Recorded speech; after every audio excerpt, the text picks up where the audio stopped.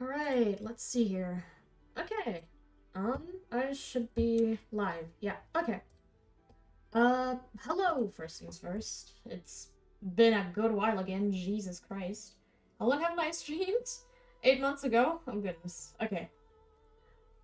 Here's the deal. I felt like drawing some personal art. So I'm gonna do that. To add, my YouTube chat is open. It's just on my phone this time. I think it just is much more convenient if, like, I have my phone right next to my computer. Because, that's just how I reply much faster. Because on computer, it always has, like, some form of delay. Which is why I wanted to, like, put it on my phone instead this time. I'll see if it works better. But point being, you're free to talk. Once again, I mostly just, want to humor people. And just have a good time. The one thing I'm gonna do is I'm gonna draw my old fart, eyes. That's mostly it. I wanted to, like, make a short, quick thing. Because I'm not sure how long my parents will be gone. Plus, I got morning shift, which means, you know, like, oh, shocker, YouTube person has a job.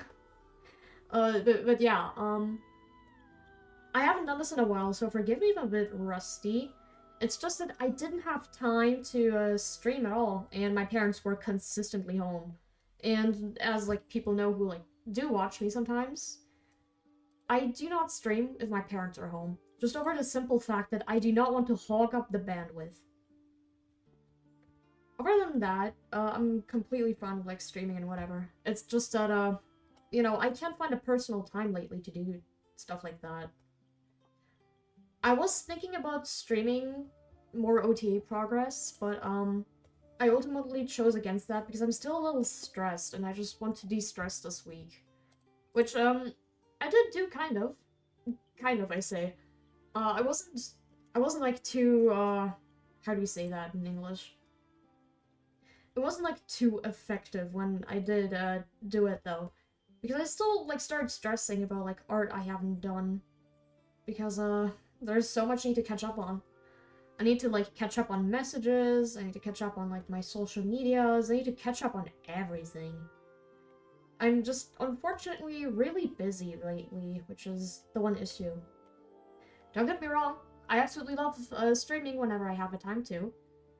But, it's a bit difficult to do that when, literally everything prevents you from doing so. So, yeah. I hope that I can mitigate that. I really do. Right. So, to explain what the hell, like, I'm doing, also, specifically, why I'm drawing, like, this guy's eye references, or, like, several eyes for him specifically, is because he's got, references of different ages and stuff, or, like, you know, like, his eyes change and stuff. So I thought just it would be effective if, like, I made a reference for myself, specifically, because, I sometimes struggle to keep in mind that his eyes are, like, different in, like, different time periods of his, life specifically. If curious, it's, my D&D character. I've started playing D&D since November, and I wanted to do it since I was 11. It's incredibly fun. Oh, right, there's nothing I need to do. I forgot to set my Discord to Do Not Disturb. I'll do that right now.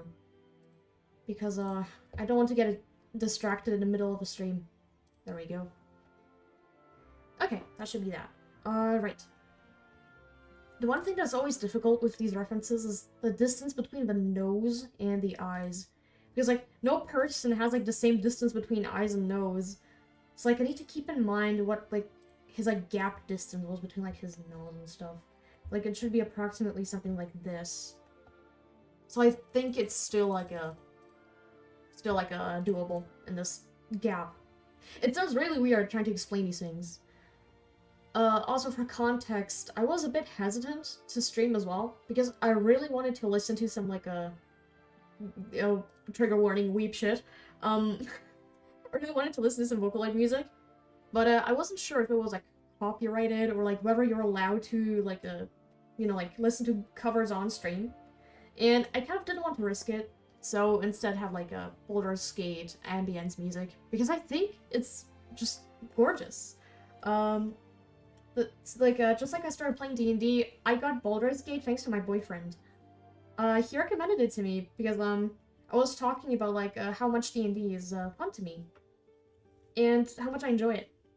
And he went, oh, if you like D&D, then you're gonna love Baldur's Gate. And I was like, oh god, not this game again. Because, it's a bit of a pet peeve of mine when people tell me to, like, go play something that, like, freshly came out.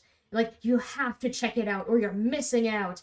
And, like, yada yada yada. Very important person things. Listen to me because, like, I know what's best for you. I don't like this type of people who, like, judge you for not wanting to get in on, like, a hype train of, like, some, like, new game or, like, new movie or show or whatever. I really don't like that.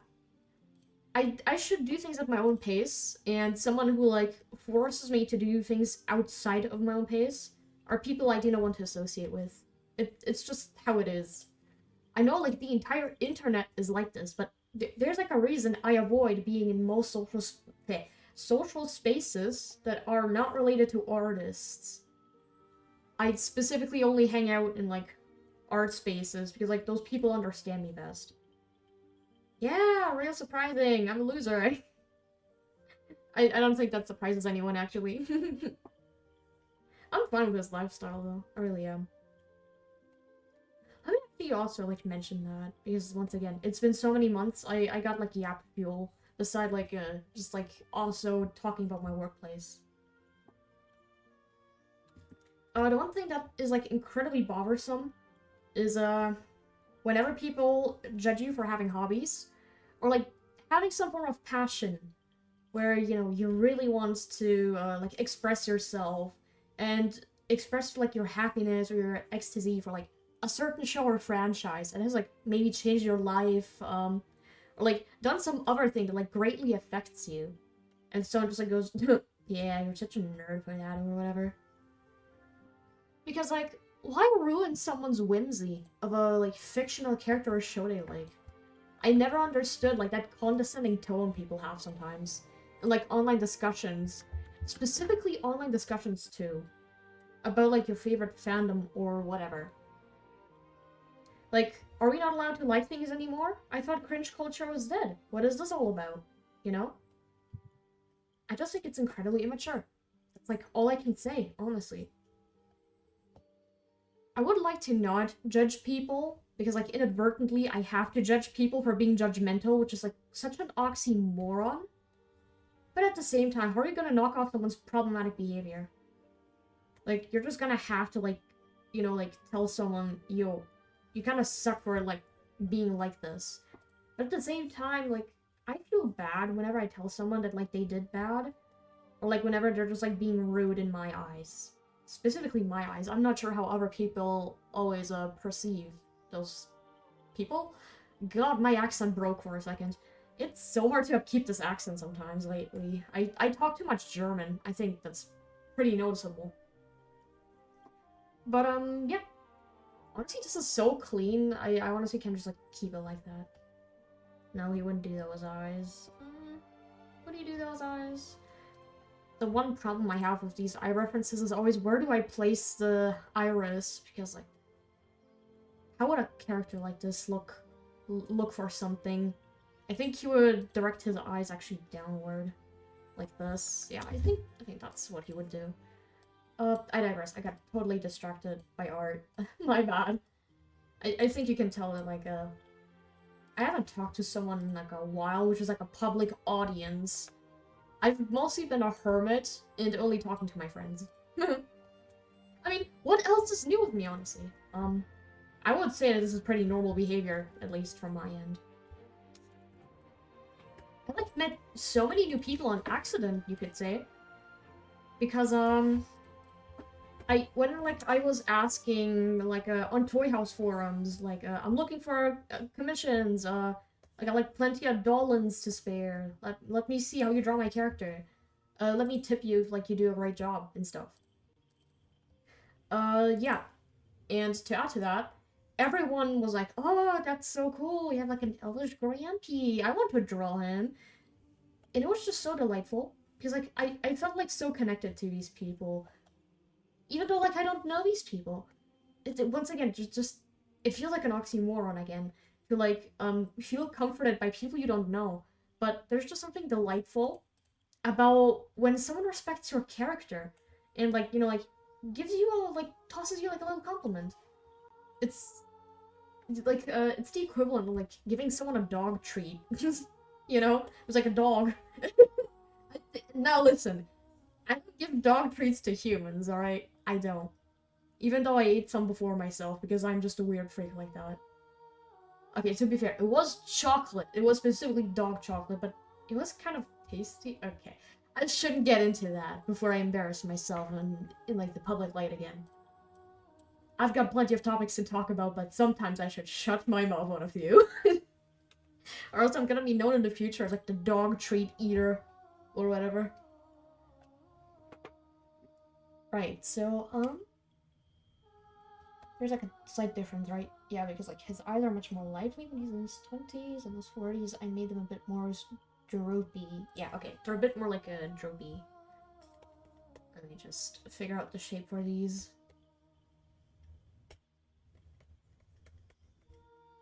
There's a good chance that no one might check this out again, and I might be just like yapping into a void. But I don't mind. I don't mind.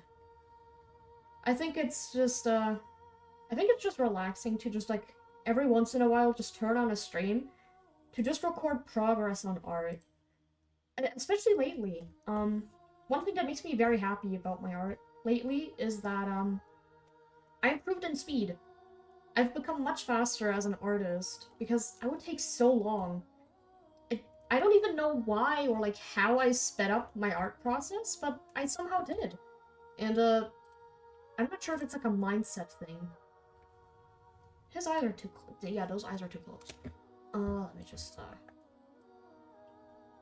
put it somewhere here. Pretend like I never made his eye. Sketch is a sketch. That's like the great part, at least, about a mirror tool. I appreciate mirror tools, even though like I hate using them. Sometimes they're useful. Sometimes. God, where was I? ADHD moment.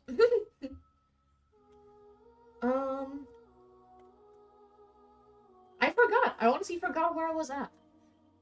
This is what I get. I think it's pretty noticeable that lately I've also had like a bit of like an attention span issue. Right, so that would be approximately the eyelid, right? I'll just go back to focusing a little, so that, like, I can get my trail, so that, like, I can get my mind back on the trail. Like what I was talking about, because I forgot it. So I need to find a new topic. I'm sorry if this is, like, incredibly awkward. I still need to, like, learn how to, like, not only stay on topic, but also, learn to, like, specifically, like, keep the topic going if, like, I'm specifically streaming. Let me quickly also check something on my phone.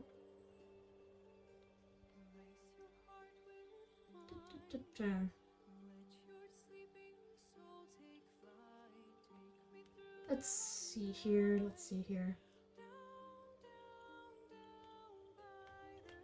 Nope, not what I was looking for. Let's see here.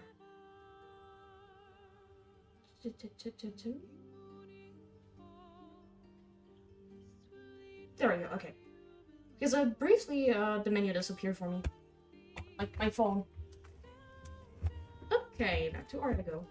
Whoa, whoa, whoa, whoa. Don't fall down, phone. Yes, I'm aware that I should get a second monitor in the future. Because, like, for me, like, the whole fun part is just, like, talking to somebody at all out there. Even if no one is, once again, watching, I just like archiving even, like, my art progress. Right, wasn't that where I, like, left off? I think I did. Oh, that's great, okay. Okay, let me get back to it, then. Because I'm pretty sure I mentioned that, like, I got faster in art. And I don't know why or how, but I did do it. But, yeah. Okay, let me just continue on from that topic. Because, it was something I did want to talk about. Also, that eye shape is pretty fine, I would say. Let's withdraw that. Primarily, what makes me happy is that like I got faster at art is that like now there's like less pressure on the things I owe to people being like so overwhelming. Um I lately had like a bit of a better mindset. And that mindset was just like actually I can do this. I can totally get this done. And it's helped me speed up, I think, the process by quite a bit. Because back then I told myself, oh god, if I'm gonna work on this, it's not gonna look good. There's like not gonna be like a good result. It's just gonna all look bad anyway. Like, incredibly self-deprecating, because like, I knew no other way on how to like, tell myself that I need to get better at art. Because like, I was taught to like kind of loathe myself, if that makes sense, in order to improve. Like, it's a very masochistic way of like, learning art, I guess, which I only now am aware of. It might be a bit awkward to talk about it again, but you know what? We barely have a filter on this channel. I don't mind being open about, once again, my life and my experiences. Because I can get into the fact, the way I was raised to like see art as like this fine form that you shouldn't ruin, and you know, like, partially I'm still like with that sentiment. Not completely anymore though, because for more context, my father back then, he used to draw a lot. He doesn't anymore, but he used to draw a lot when I was like a child. And you know, it made me want to like actively draw myself. Because what I was like, if my dad can draw, then so can I. And you know, that mentality really helped. That like I knew somebody was doing something I wanted to learn. And you know, like I was learning it actively.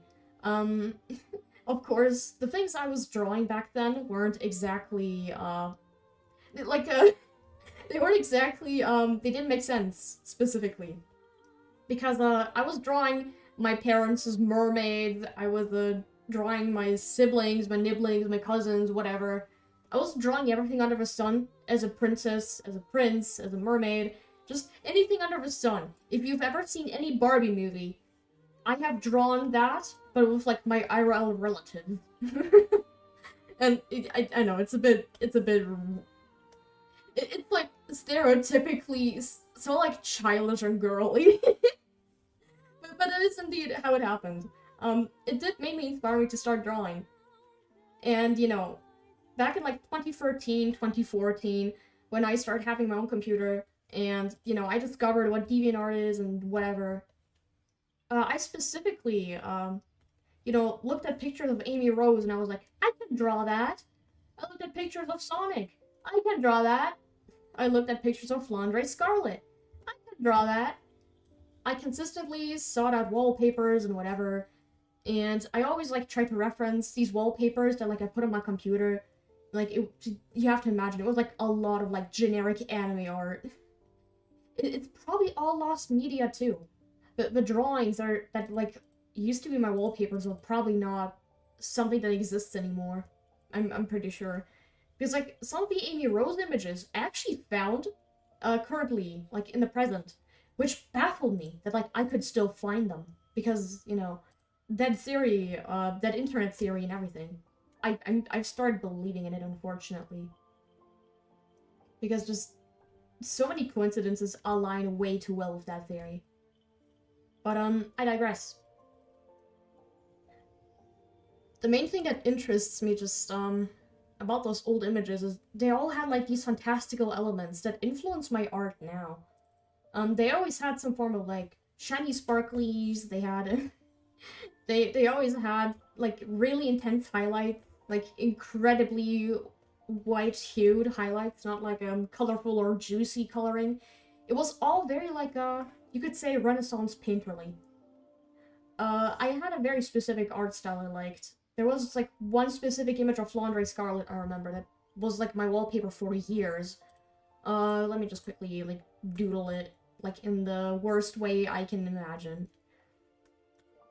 I don't mind getting off topic for the sake of like one of my favorite Toho characters.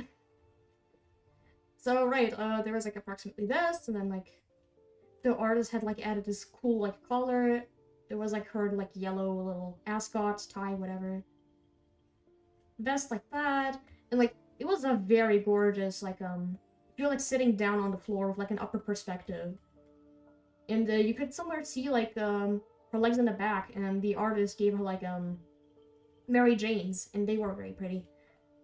And she had like this like she had this like mischievous look on her, but like also very gorgeous. You know, I can't obviously replicate a very good anime drawing from like the 2000s, you know, but just imagine something like this. Maybe even a bit more like a lazy-eyed, like maybe a bit more like this. Yeah, it was a bit more lazy-eyed like that. And she had like a ponytail because like some people draw Flandre differently, and I was like, why do people draw Flandre Scarlet like all so differently? And like I never understood back then when I was a child, because I thought there was like a reference of her out there, but fans just interpret her differently. That's simply it. But yeah, she had like these like cuffs that not every artist gives her. Yeah, it was like a very gorgeous drawing, and like it was like incredibly dim. Like the background was like near black. It was actually almost the color I'm like using right now to sketch. It was like more this color, and then like it slowly like went into this, but like more red. Hold on, like this, and it had like kind of like the oil pastel look that like I was talking about. That is like very Renaissance-y, like that. Yeah. It's a like a it's a very interesting case. I don't know if I'll ever find that piece of fan art ever again, but it was just so gorgeous, and I always try to like imagine what it would look like in like quote unquote my art style. It's a very curious case of like already back then wondering if like I had an art style, what would my interpretation of this drawing look like? Thinking about it, it's almost fascinating that like I grasped so many things as a child and like you know, nowadays are like pretty understandable, but you have to keep in mind, in the 2010s, no one tutored me but my dad, and like I was just perusing the internet like unrestricted. I was unfortunately one of those children that had unrestricted internet access. But yeah.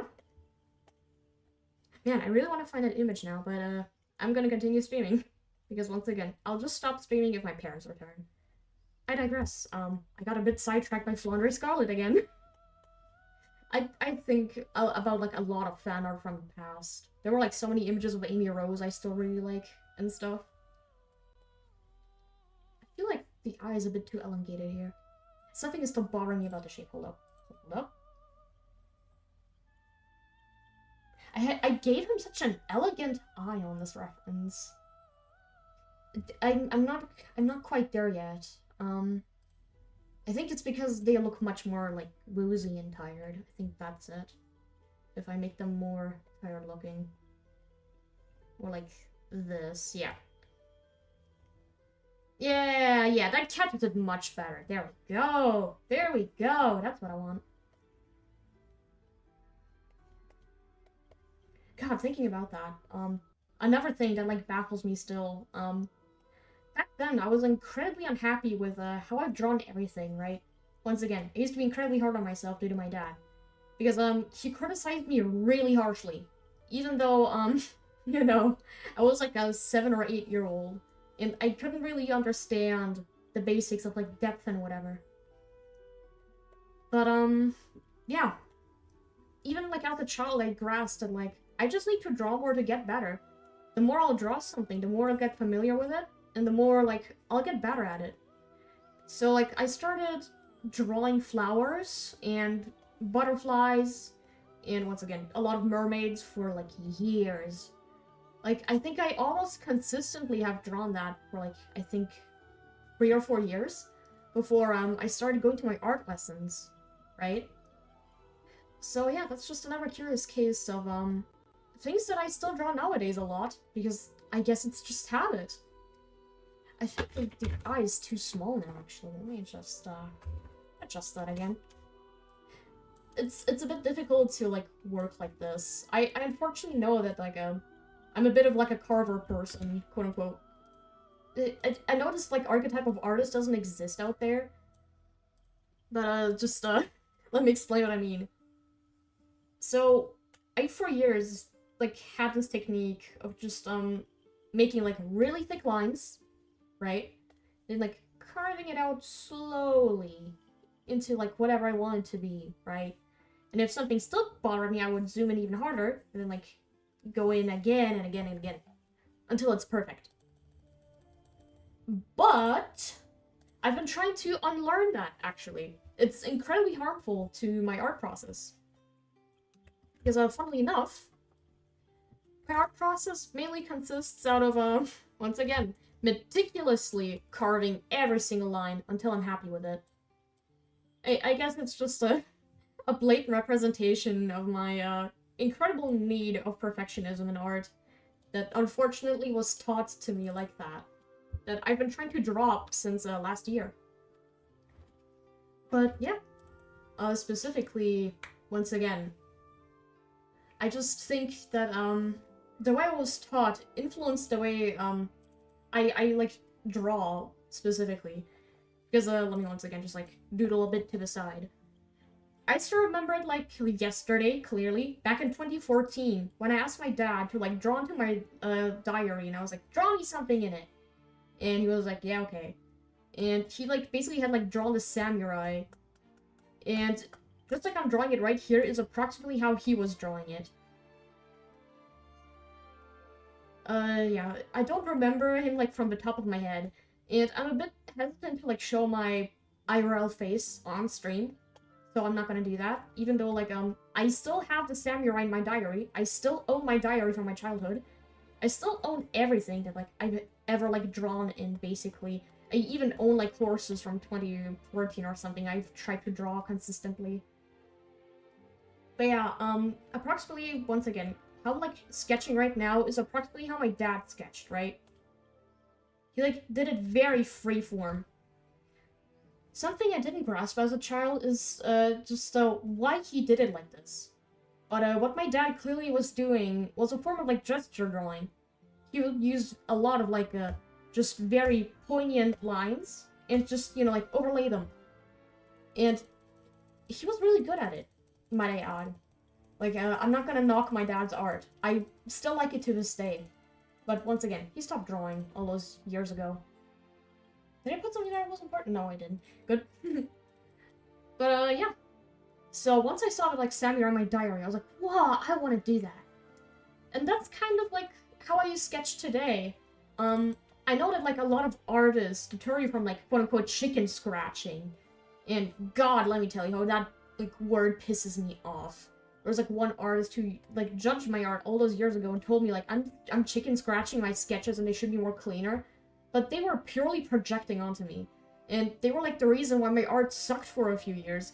Because I thought, like, I'm never gonna be good at art. Because, like, other artists told me that I do it wrong. Yeah, no. They were just straight up incorrect. But I'm not gonna get salty on stream. I at least try not to. But art is just a very personal topic to me. I could yap about it for hours, which is, you know, why I like to talk a lot about art on stream. But, yeah. Let me just get back to my point again. The main point I'm trying to say... Oh, wait. I hear my fan revving up. That's Microsoft telemetry. 1 second. Yep, my CPU is on 80. Where is it? Where is that bastard? Where is it? Did it already end itself? Good. Good. Okay. Seems like we're fine. Seems like we're fine. Okay, sorry about that. I'm unfortunately one of those, like, unlucky bastards who, ever since the Windows update, have issues with Microsoft's telemetry program, where, like, it randomly starts, and then turns my CPU to 100%. It just turns my entire computer into a crypto rig, and I can hear my fan revving up, and it's, like, the worst. Have I been drawing in mirrored mode the whole time? Am I stupid? No, wait, this was the direction I fit. Don't mind that. I'm tweaking. I'm tweaking. I digress. I forgot where I was at again. God damn it. Right! I was at the topic of chicken scratching. Let me get back to this again. I apologize for how difficult it is to listen to me. I at least hope it's still, like, in some form entertaining to whoever might be watching, if someone is watching. Once again, it's chill if it's not. Someone is watching. Am I making sense right now? Doesn't matter. doesn't matter. This is my stream. It is my stream. Right? Right, that's specifically why I wanted to make another reference, because I wanted to, like, draw, like, his eye before it got yoinked. For context, once again, I keep forgetting that I need to, like, explain my character sometimes. This is the first time I'm, like, streaming personal art in years, which is why. So, my guy over here, Soren, his eyes got yoinked, so he's missing his iris and his pupil. But his eyeball is intact because, he managed to fix it. Because, essentially, you have to imagine his eyes were slashed across, and, he had to use his own magic, to, like, heal himself back up. And currently he just, like, has, like, this dent in his eye. But, I have never drawn, like, a version of, like, his, like, him in his 60s or, 70s approximately. Where, like, his eye is still completely intact. So I just want to do that as a reference. Yeah, that's the current plan. My bad for not explaining enough. I need to get back into this. You can tell that I'm rusty. I incredibly apologize. I do want to stream more often, but, it's things like that where, like, I'm out of practice, which makes it a bit more awkward to listen to me. Because if I stream more often, I at least, like, give off more of, like, the extroverted vibe you would expect from a streamer. I digress. Let me get back to my point again. Unless someone wants to hear more story about the old fart, but I'm not certain. I can continue yapping as if someone is in here, of course, because I don't mind. I really don't. Once again, archival purposes is fine to me too when I stream. Right. Finding back to the chicken scratching. Finding myself back to the chicken scratching thing I was, alluding to. Specifically, right. I was mentioning how, once again, someone, like, told me that, like, my sketches look too scratchy and, like, that I should fix them and that, like, they look bad. I was like, okay, I'll fix it. And it ruined my art for almost, like, 3 years. Once again, I managed to kind of unlearn this whole, like, perfectionism. And I do carve sometimes still, my lines. But, yeah, I don't do it as much as I did back then. Because one vital thing that, wasn't said to me is that, some artists actually have the habit of, like, going in and erasing every single pixel like this, for example, right? Guess who realized that, like, they do that? Yeah, that was me. I was like, oh, wait! That's, like, a bad thing. I'm not supposed to do that.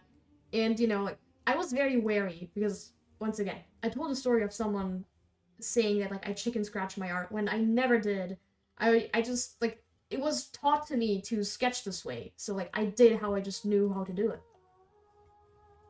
But yeah, I tried to, like, use the, like, zoom out method, and it, once again, magically sped up my art back in 2020. I got much faster, and it made me much happier that, like, I managed to suddenly, like, be way faster at art and stuff. Ow. Ugh, don't worry about that. I'm stretching. Because my back hurts. Ah, are you surprised that the artist has back pain? I wouldn't be surprised. Let me get my pillow. Let me just quickly get my pillow.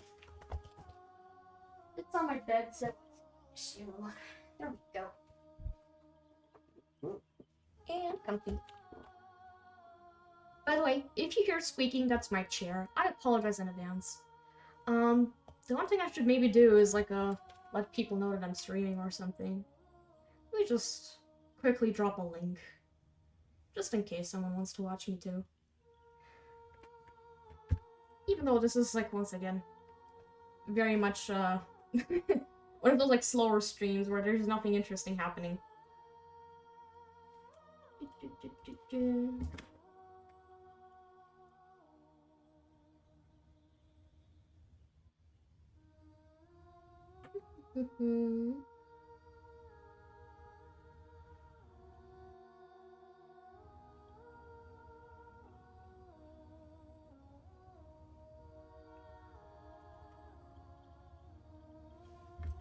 Right, there we go. Okay, got that.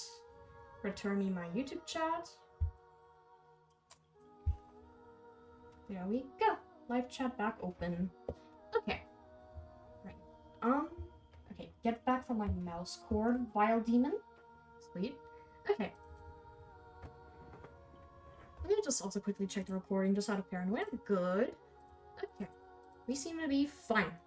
I need to check my OBS window a bit more often because I'm always a bit nervous that I'm too quiet and that like the audio is like imbalanced. Because I tend to like crank audio around and like mute my mic sometimes, and sometimes the mic just isn't being picked up on and stuff.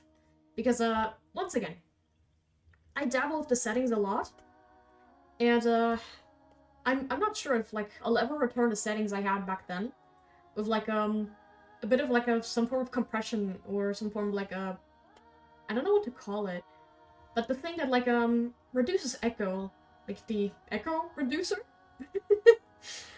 Non-native moment. But essentially the like setting that like allows you to dampen the audio so like it isn't as echoey. Because it echoes quite a bit in my room.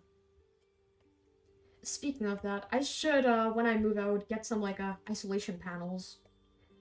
I really would like to improve my mic quality because if there's one thing I hate the most is when like I'm watching like a very interesting essay on YouTube and like their mic just like consistently peaks or like they just like keep in all the like like the plosives and just oh god, that gets so on my nerves. I hope I didn't like, you know, like blow up the mic myself just now by like making the noises. Because I kind of set my mic on the side so that like I don't accidentally spit into the mic or whatever.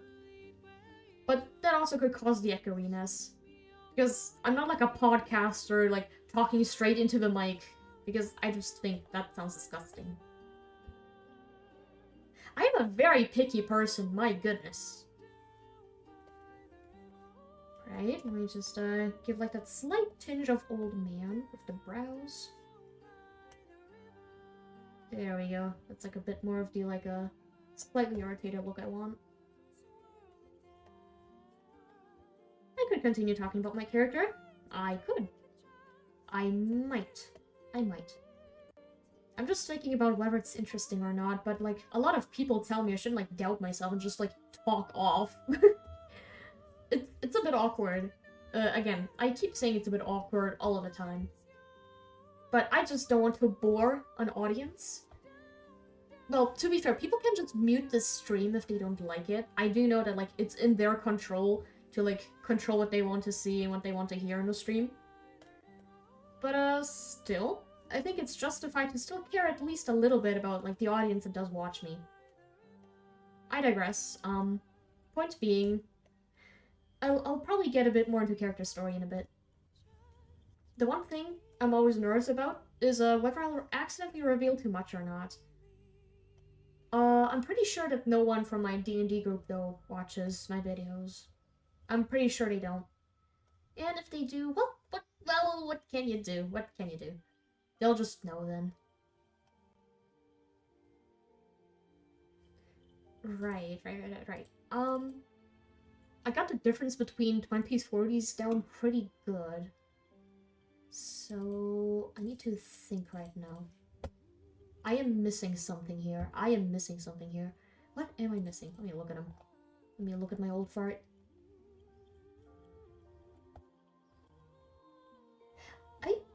I'm pretty sure that, like, I accidentally made his brows very inconsistent, did I? Did I?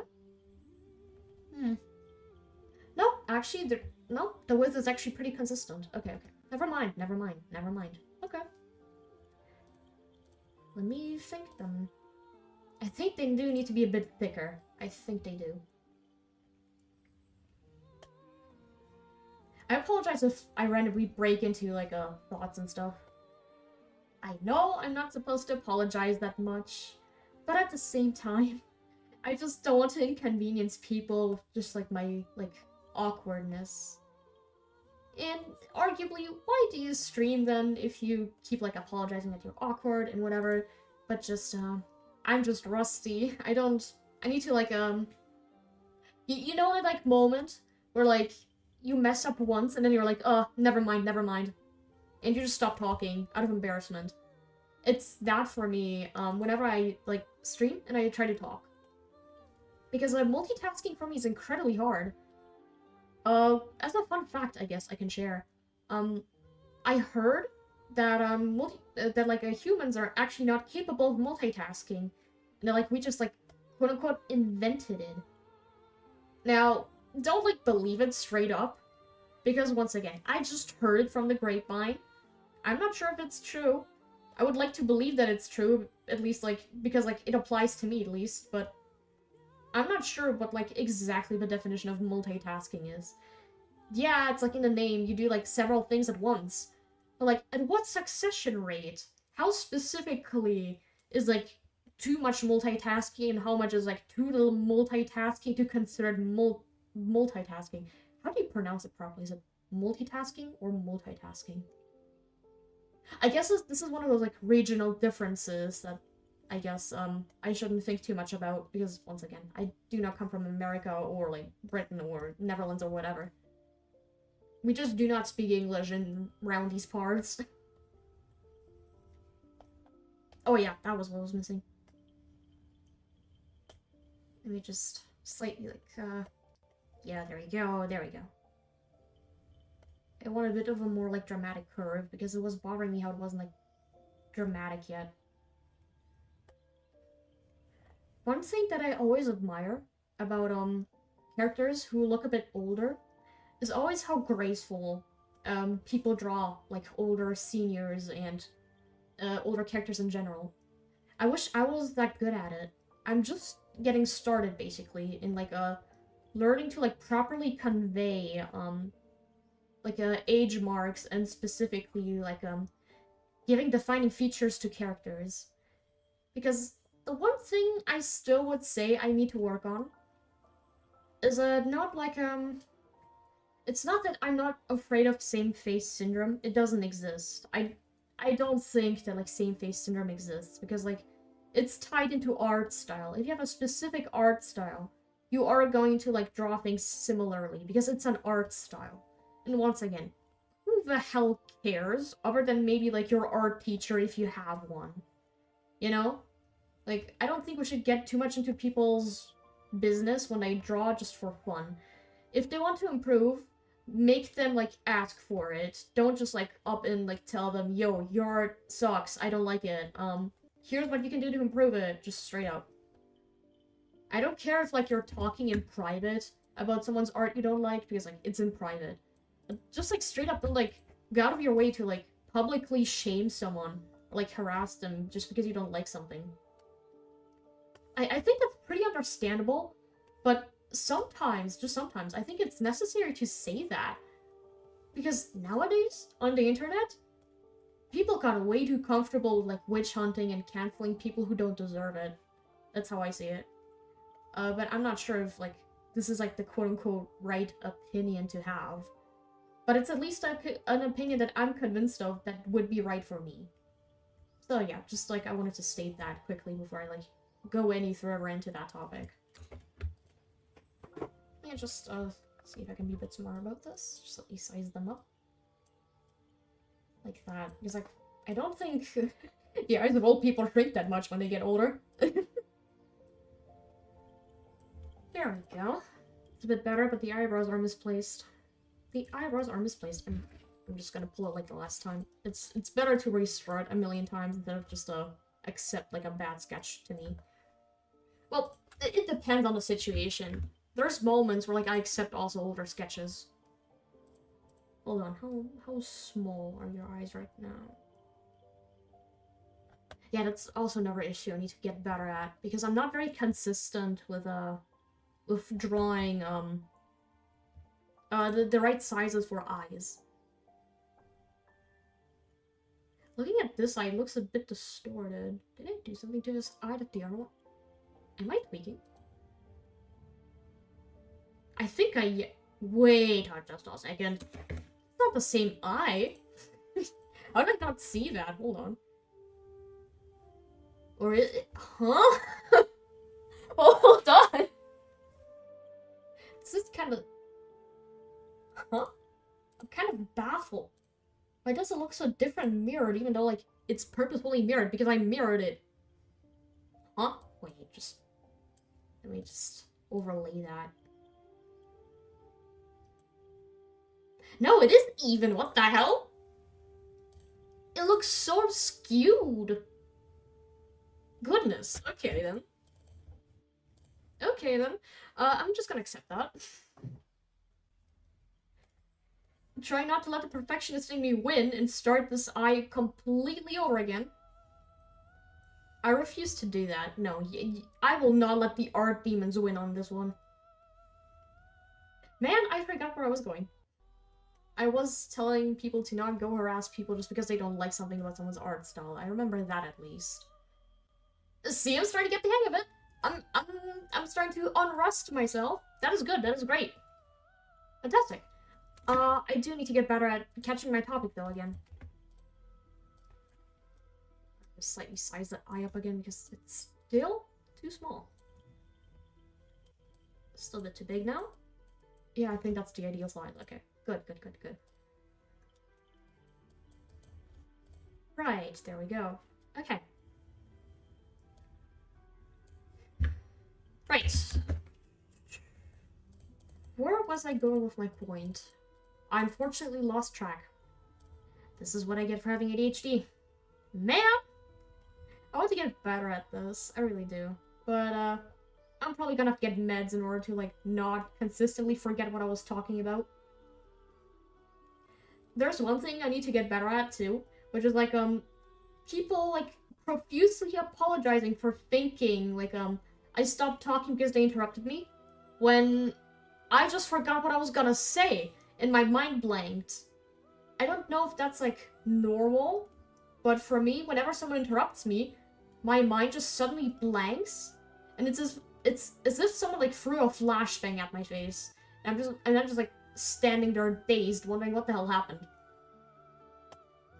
I get the same effect when people, like, berate me with questions, or, like, talk on for so long that, like, I just straight up cannot, like, catch myself in a conversation, and I get lost in it, and then just, like, I kind of zone out.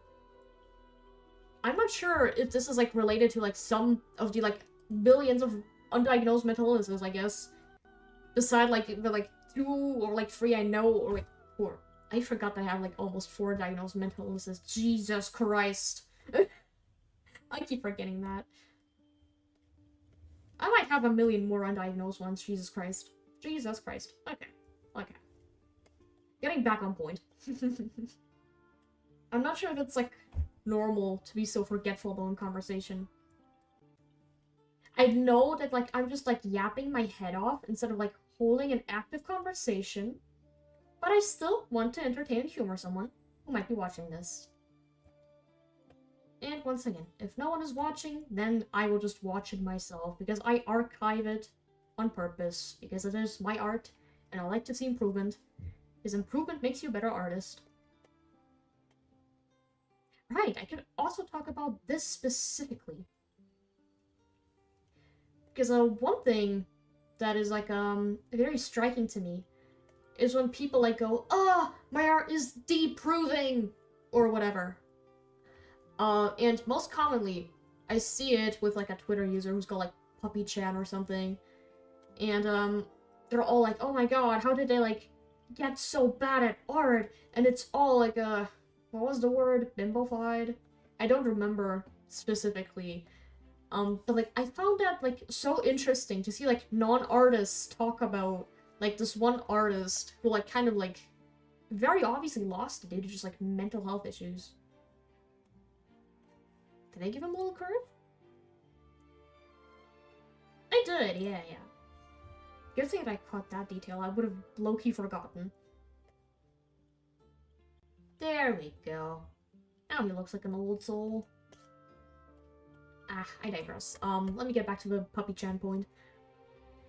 So, right, when I was watching, like, once again, just, like, commentary videos, because that's, like, my daily slop. It is my comfort food.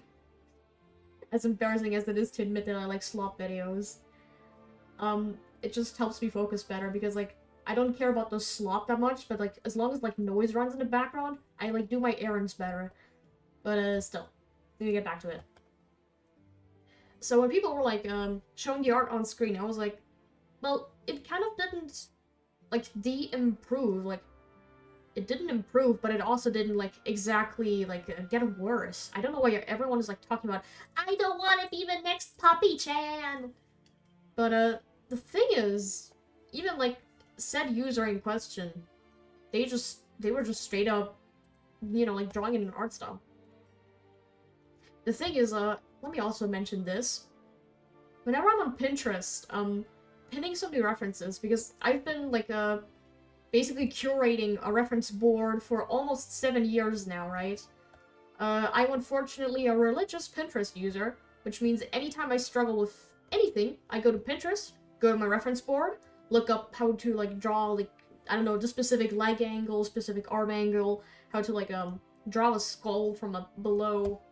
Doesn't mean it'll look good, but you know, I still use references in my art now, because back then I was like a totally elitist about it and told myself no references allowed. But that's what made my art worse, ironically. I digress. Another topic for like another slopic.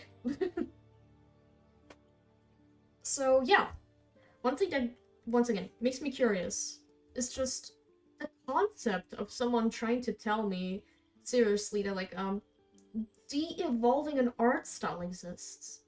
Like, God forbid someone drops an overtly detailed art style due to them like being too busy with life. God forbid someone just doesn't identify with this art style anymore. God forbid you want to experiment and involve your art by just like going simpler or like having more fun with your art. You know, it just like deeply bothers me how like the TikTok art community is like so crappy. They're just like, it feels like a group of high schoolers who are like, yeah, check this nerd out. Look at him and his like awful drawings.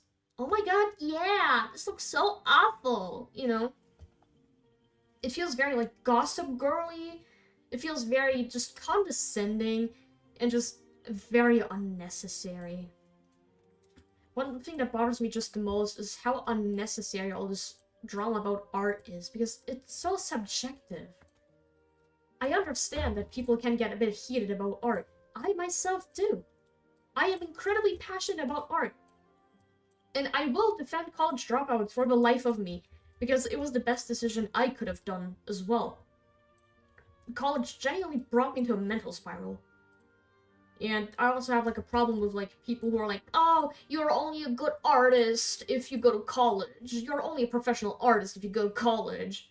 Like, if you get the bag in some form or means, I see you as a professional. If you wanna just like have the upper hand in being cooler in art, then what are you doing being an artist? Because art is about self-expression. It's not about judging others for the way they draw. You know? Like, I myself will get pissed whenever I see someone who has, like, a gorgeous, gorgeous art style and, like, something just, like, bothers me about it. When, like, they don't get, like, basic color theory right or whatever, or, like, whenever they, like, break something on purpose. It does bother me. But I don't go out of my way to, like, straight up write hate comments or, like, just straight up, you know, like, show active disdain online. I don't know who, like, ever taught people nowadays that, like, it's okay to just, like, go out and harass someone over just, like, having, I don't know, the same color palette a different character got that you've seen before. Oh my god, I could go on for hours about how much I hate stupid accusations like pose theft or color theft or whatever. Since when was stealing not part of the art? Like, I'm not talking specifically about people taking credit for the work you created. When was stealing, like, not allowed in terms of taking inspiration?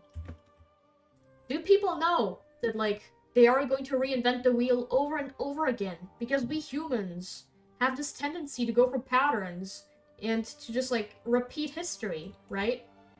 Like, I don't think it's a secret. But apparently some people, they don't seem to get that. And they seriously think that something like pose theft or color theft is real. Let me get this straight.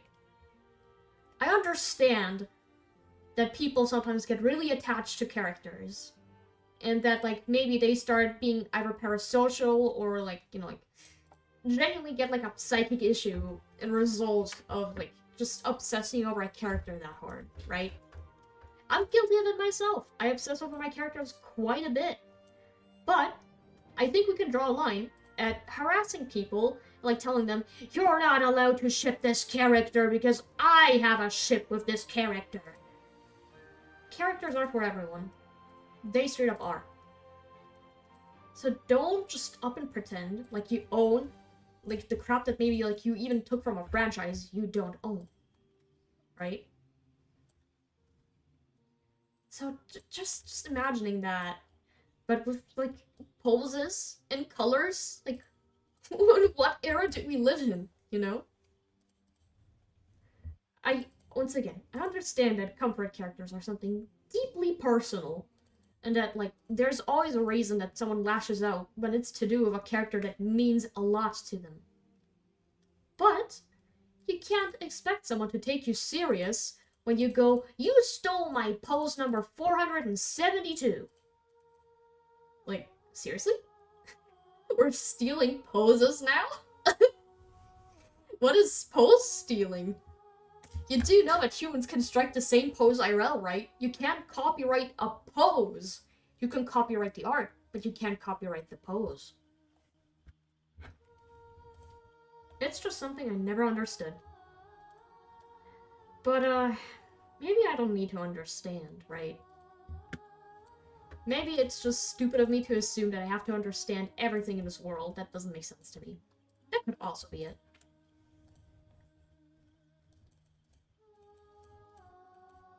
Okay, 3 pairs of eyes. Great, great. Not looking too bad. Not looking too bad. One thing I still wish I could do is, move the symmetry tool along to the eyes. Would be much more handier.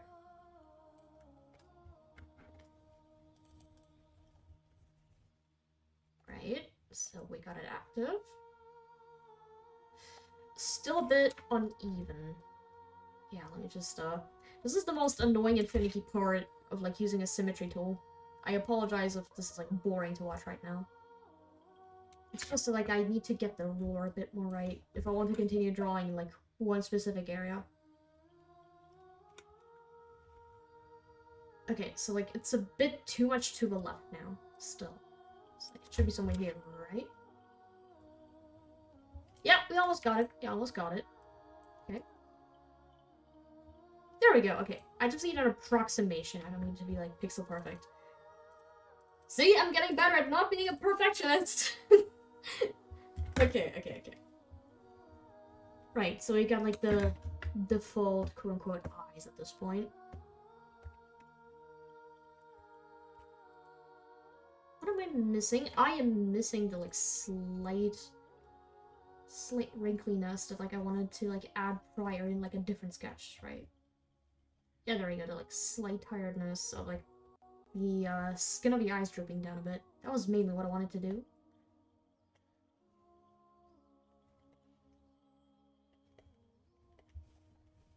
There we go. What else am I thinking about right now? Right, here at the corner of the eye. Oh, I'm on the wrong layer? Oh, you're right, I forgot. You loop yourself. I'm not done drawing. Okie dokie. Approximately here. Yeah, okay. Oh yeah, by the way, if you hear my neighbors, don't mind them. Just don't mind them. I have to also, unfortunately, drown them out sometimes. I'm guilty myself, though, of being a loud neighbor sometimes as well. So, like, at the same time, don't judge them. Judge us all. We all are noisy as humans. There we go. Yeah. That conveys a bit of the, like, droopiness that I want. Needs a bit more... Yeah. Yeah, yeah, yeah. There we go. I'm gonna slightly just make the curves more dramatic, I think. That's what keeps bothering me. Like, the curves are not dramatic enough. I like when eyes are, like, incredibly dramatic in terms of, swinging them specifically to make them very expressive. The one issue is that, of course, I try not to make the eyes look too stilted and too cartoony in a sense, even though that's, like, the whole point of my art style. I like anime eyes a lot.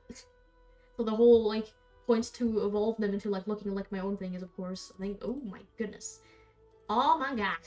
That is... Yeah, okay. That is a bit of an issue. I'm just gonna pretend like I didn't, accidentally break the sketch. Only one eye matters, but that is gonna piss me off if I see it. There you go. As if nothing happened. As if nothing happened. Okie dokie. Okay. So far, so good. The one thing I'm missing is the eye bags. Yeah. Yeah, I just noticed that.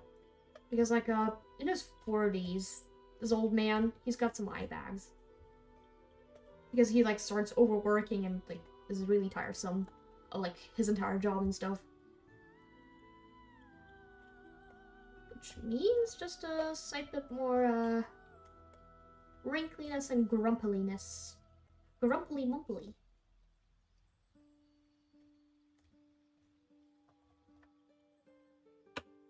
There we go. That's given more of, like, the, like, tired look instead of just, like, just overtly a bit more older.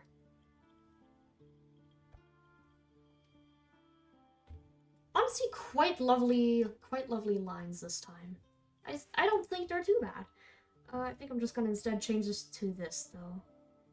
The more detail you show in, like, the skin folding over on, like, an elderly person, the better, I think.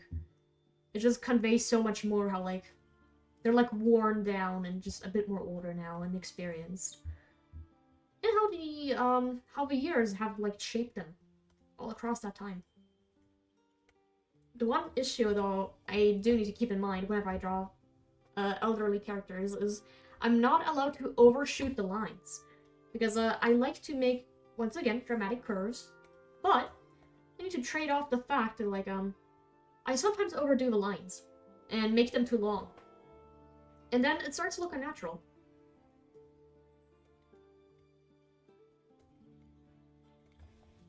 There you go. I think just like a slight bit of detail over here would be just a nice touch.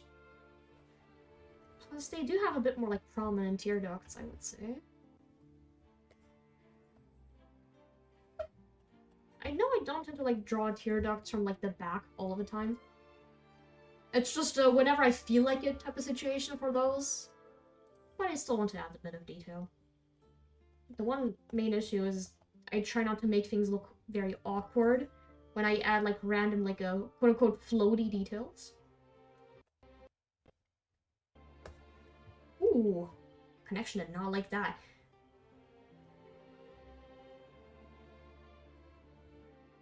Are we fine, connection? Good, good, good. Okay.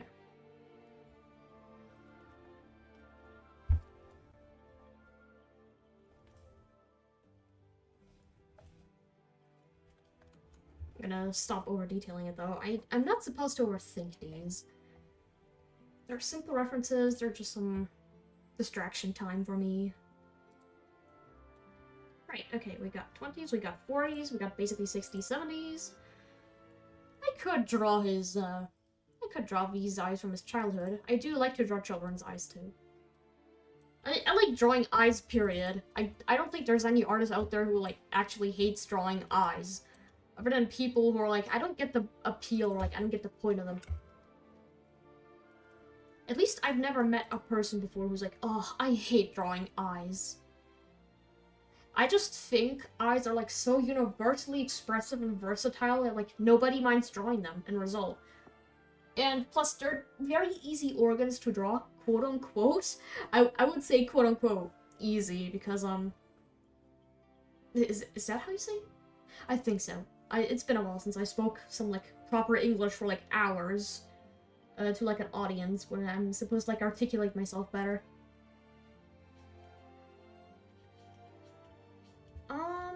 But, yeah.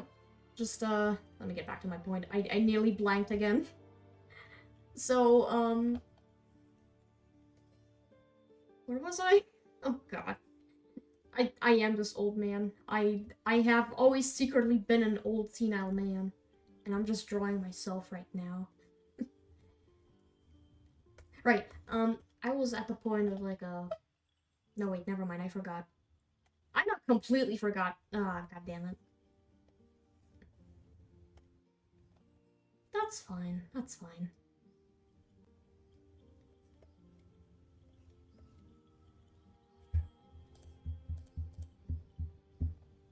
Right, he had, like, very dramatic and open eyes back then. Very curved, very curved. Need to increase the, like, liveliness. Like that, yeah. Sweet.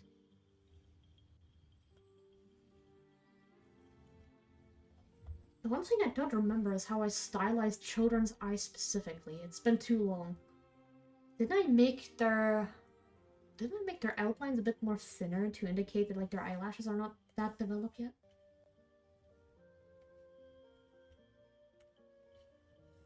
Even if not, I guess it's a thing I did now.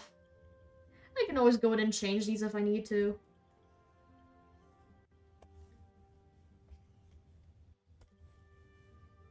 It's 8 p.m. I don't know for how long they'll be gone, but I think they're gonna return soon, actually. So, like, I guess it was just, like, primarily a sketching stream, you could say. Which is fine by me. I love sketching. I'm not sure if, like, my audience likes it, though. Well, if they don't like it, they're gonna have to live with it. I am an artist, what can you do? Womp womp. Womp womp.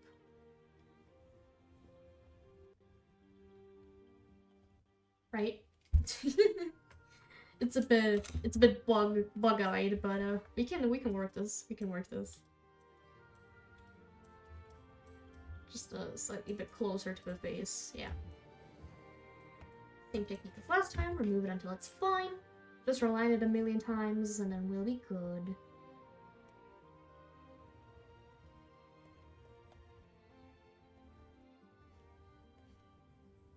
There we go.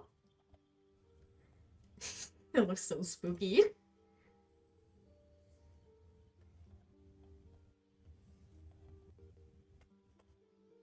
Bob. I'm not sure if I want to keep the... I'm not sure if I want to keep the pupils that small in the 20s one. I do know I did it on purpose. I do know that they're, like, smaller on purpose. But I think I overdid the size here, because, like, old man status is the one that's supposed to, like, have, like, the, like, brain dual words. He's supposed to have, like, the, like, biggest pupils, beside the, like, child version. I do know these are sketches so far, but I still want to make them look good. Like that, there we go. Yeah, I think that's, like, a more appropriate size. Yeah, I think that's a much better size. I think they were a bit too big.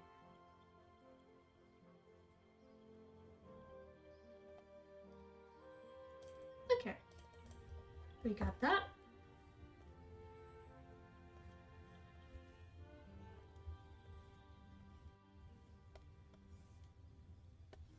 Slightly less closed. Slightly less closed. Zoop. Zoop. Zoop. Yeah, there we go. That's nice. That's nice, closure? Okay. What do you call that? Like, it's a nicer top eyelid.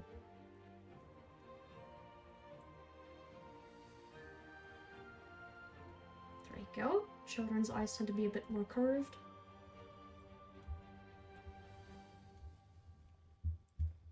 Okay, nice.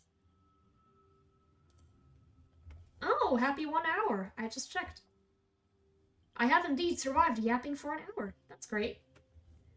Because I actually didn't think it would last that long in terms of, like, streaming for a good while. I think that like conveys better that it's like more like a children's eye.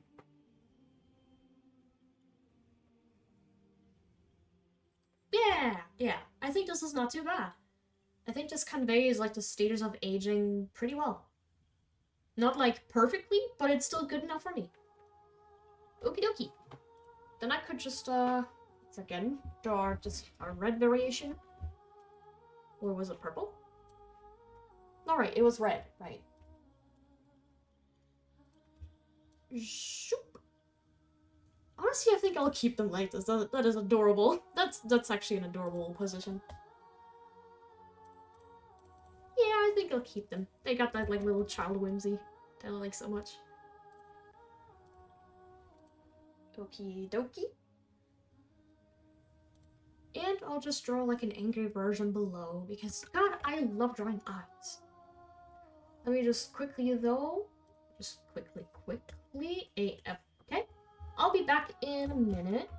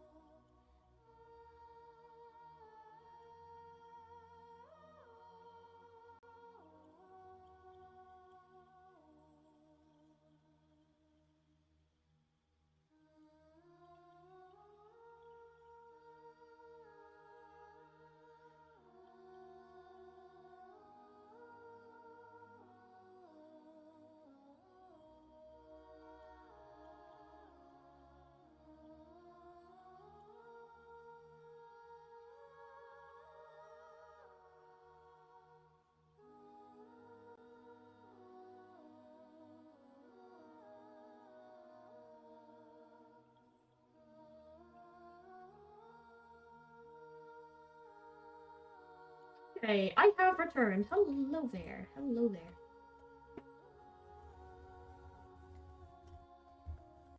Right. So we left off at all the default expressions for old man. I don't know whether I want to add glasses or not, because, like, the last time I've drawn these, like, eye references, I have added glasses, but I feel like, they might obstruct this time, so I don't think I will this time. I don't think I will. I might need to make the children's eyes a bit more closer, because the noses are much smaller for children. Huh? Yeah, I think I'll just quickly do that.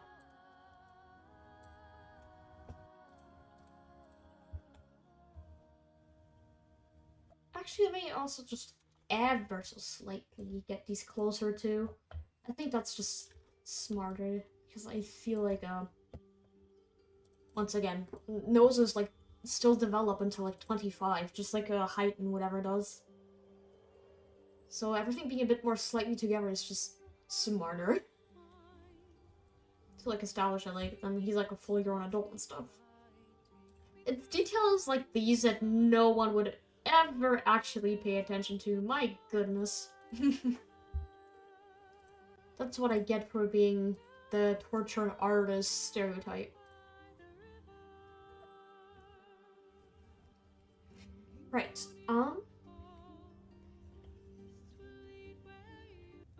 so essentially, he has a bit more of the, like, rigid shape like this.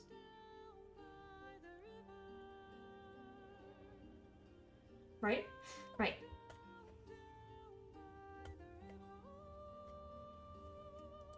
Task manager, keep an eye on the program. Makes me a bit worried that it's like having a bit of a tantrum right now. You just quickly save it. You just quickly save the canvas.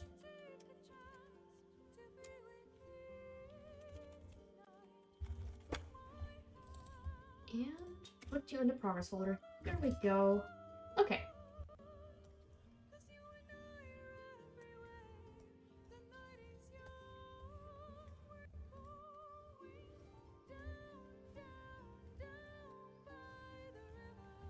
Right, because this is approximately the shape we're working with. That's where I was leaving off with my brain.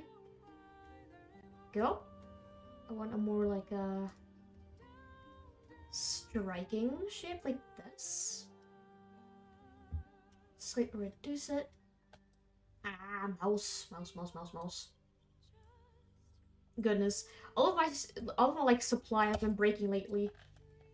Not only my mouse, but my keyboard. Everything's been broken. All but my headphones and my mic and my tablet. It's a bit stressful. I hate when like the mouse wheel like sticks to one spot. It's unfortunately an issue I have with every mouse though. There's not a single mouse where like the mouse wheel doesn't like get stuck to one side, so I need to like forcibly push it back a bit. It's just a bit frustrating because like it does hurt my hand a bit to do that. But at least it's back to like freely rotating. Dude, I would not be drawing that well if like my mouse wheel just consistently got stuck. I need to resort to like using my tablet to like zoom out and zoom in. Because like my tablet does have the function to zoom out and zoom into the canvas. Let me just quickly show you. But as you can see, it's a bit stilted. It's not exactly as smooth as I'd want it to be. Plus, it makes the mouth flicker like that, which bothers me. I don't like that, like, it makes my mouth flicker. When I use the mouse wheel, it doesn't make my mouth flicker. I know, that's, like, very specific again to be bothered about. I have my ways of being awkward. I have my ways. I am the master of it.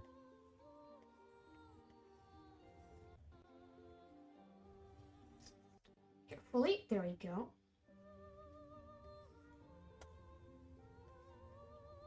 What if we give it a bit more of like a catty look?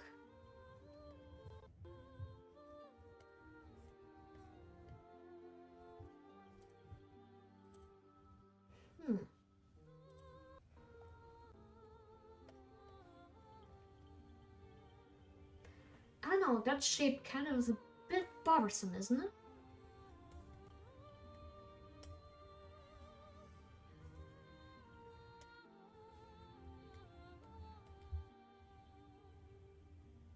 A bit too long now, yeah.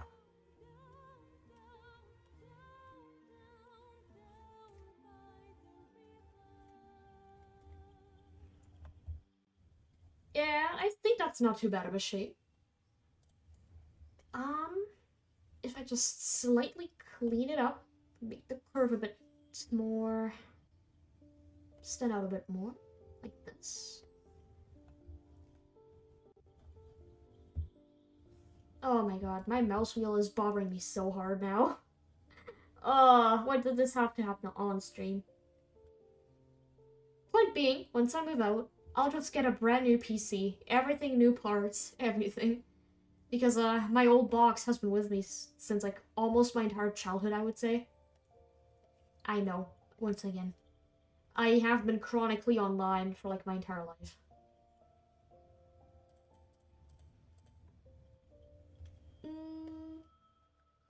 Like that instead, maybe.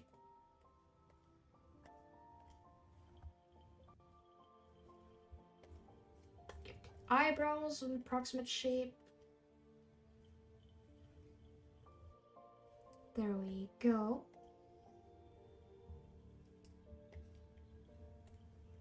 I think I'm going a bit too hard on the pencil. Let me move my tablet closer to myself. Because, I tend to be, like, very gentle when I press down on the tablet. But sometimes, my hands randomly lose the feeling, like the pen. And it's just, like, everything feels a bit numb. And then I'm not exactly sure how to press down properly. And it tends to happen a lot when, like, my tablet is too far away from my hand, too.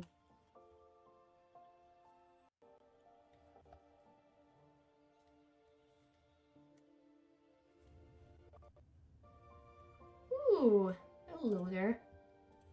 Let me quickly check the latency. Is it fine? It is fine, yeah. I'm getting a bit nervous because, I keep having like quick mess ups of like my sound card, but only like my sound card. That makes me just a bit nervous.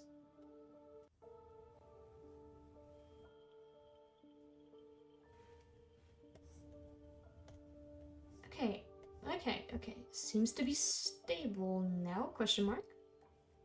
Good. The one thing I would like to also get in the future is like at least like 16 gigabyte RAM or 32 gigabyte RAM. I got 12 still, which is like a 1 gig less than what my dad promised me. Because like I told him like, Dad, can I just like get like a good graphics card ready? And he's like, no, I got some. You will not buy something. Anytime I want to buy a new piece of equipment for my PC to upgrade it, he goes, no, I have something. And he like effectively downgrades my computer with it. Or like breaks something on my computer. The thing is, anytime I tell him that, he tells me that like it's my problem and it's my fault. And then he like starts talking about the fact that like all of my drives are full. Like I mean, yeah, I know my drives are full because I'm an artist. And I've kind of ever since like my USB death have been very nervous to use anything that an like external saving device, you know? I'm not sure if I ever told the story of my USB dying. I'm pretty sure I did on like some stream before. But the one thing I don't want to risk anymore is losing hundreds of art files again, like I did when my USB just decided to break itself.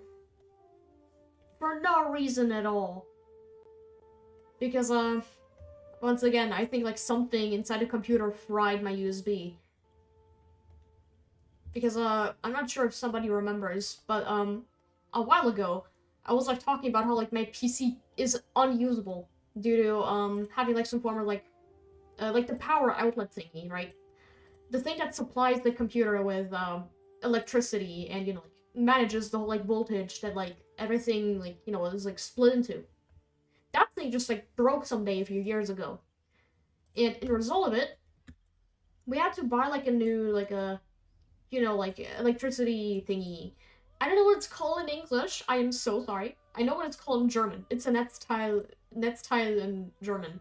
It's so hard to upkeep an accent in both languages. My goodness. But yeah, that was essentially what happened to my PC that moment. It just kind of got fried because, like, once again, the thing that like is supplying the voltage broke somehow someday. Just randomly decided to. But when we got a new one, it fried my PC too. Like it genuinely released like some form of like voltage it wasn't meant to.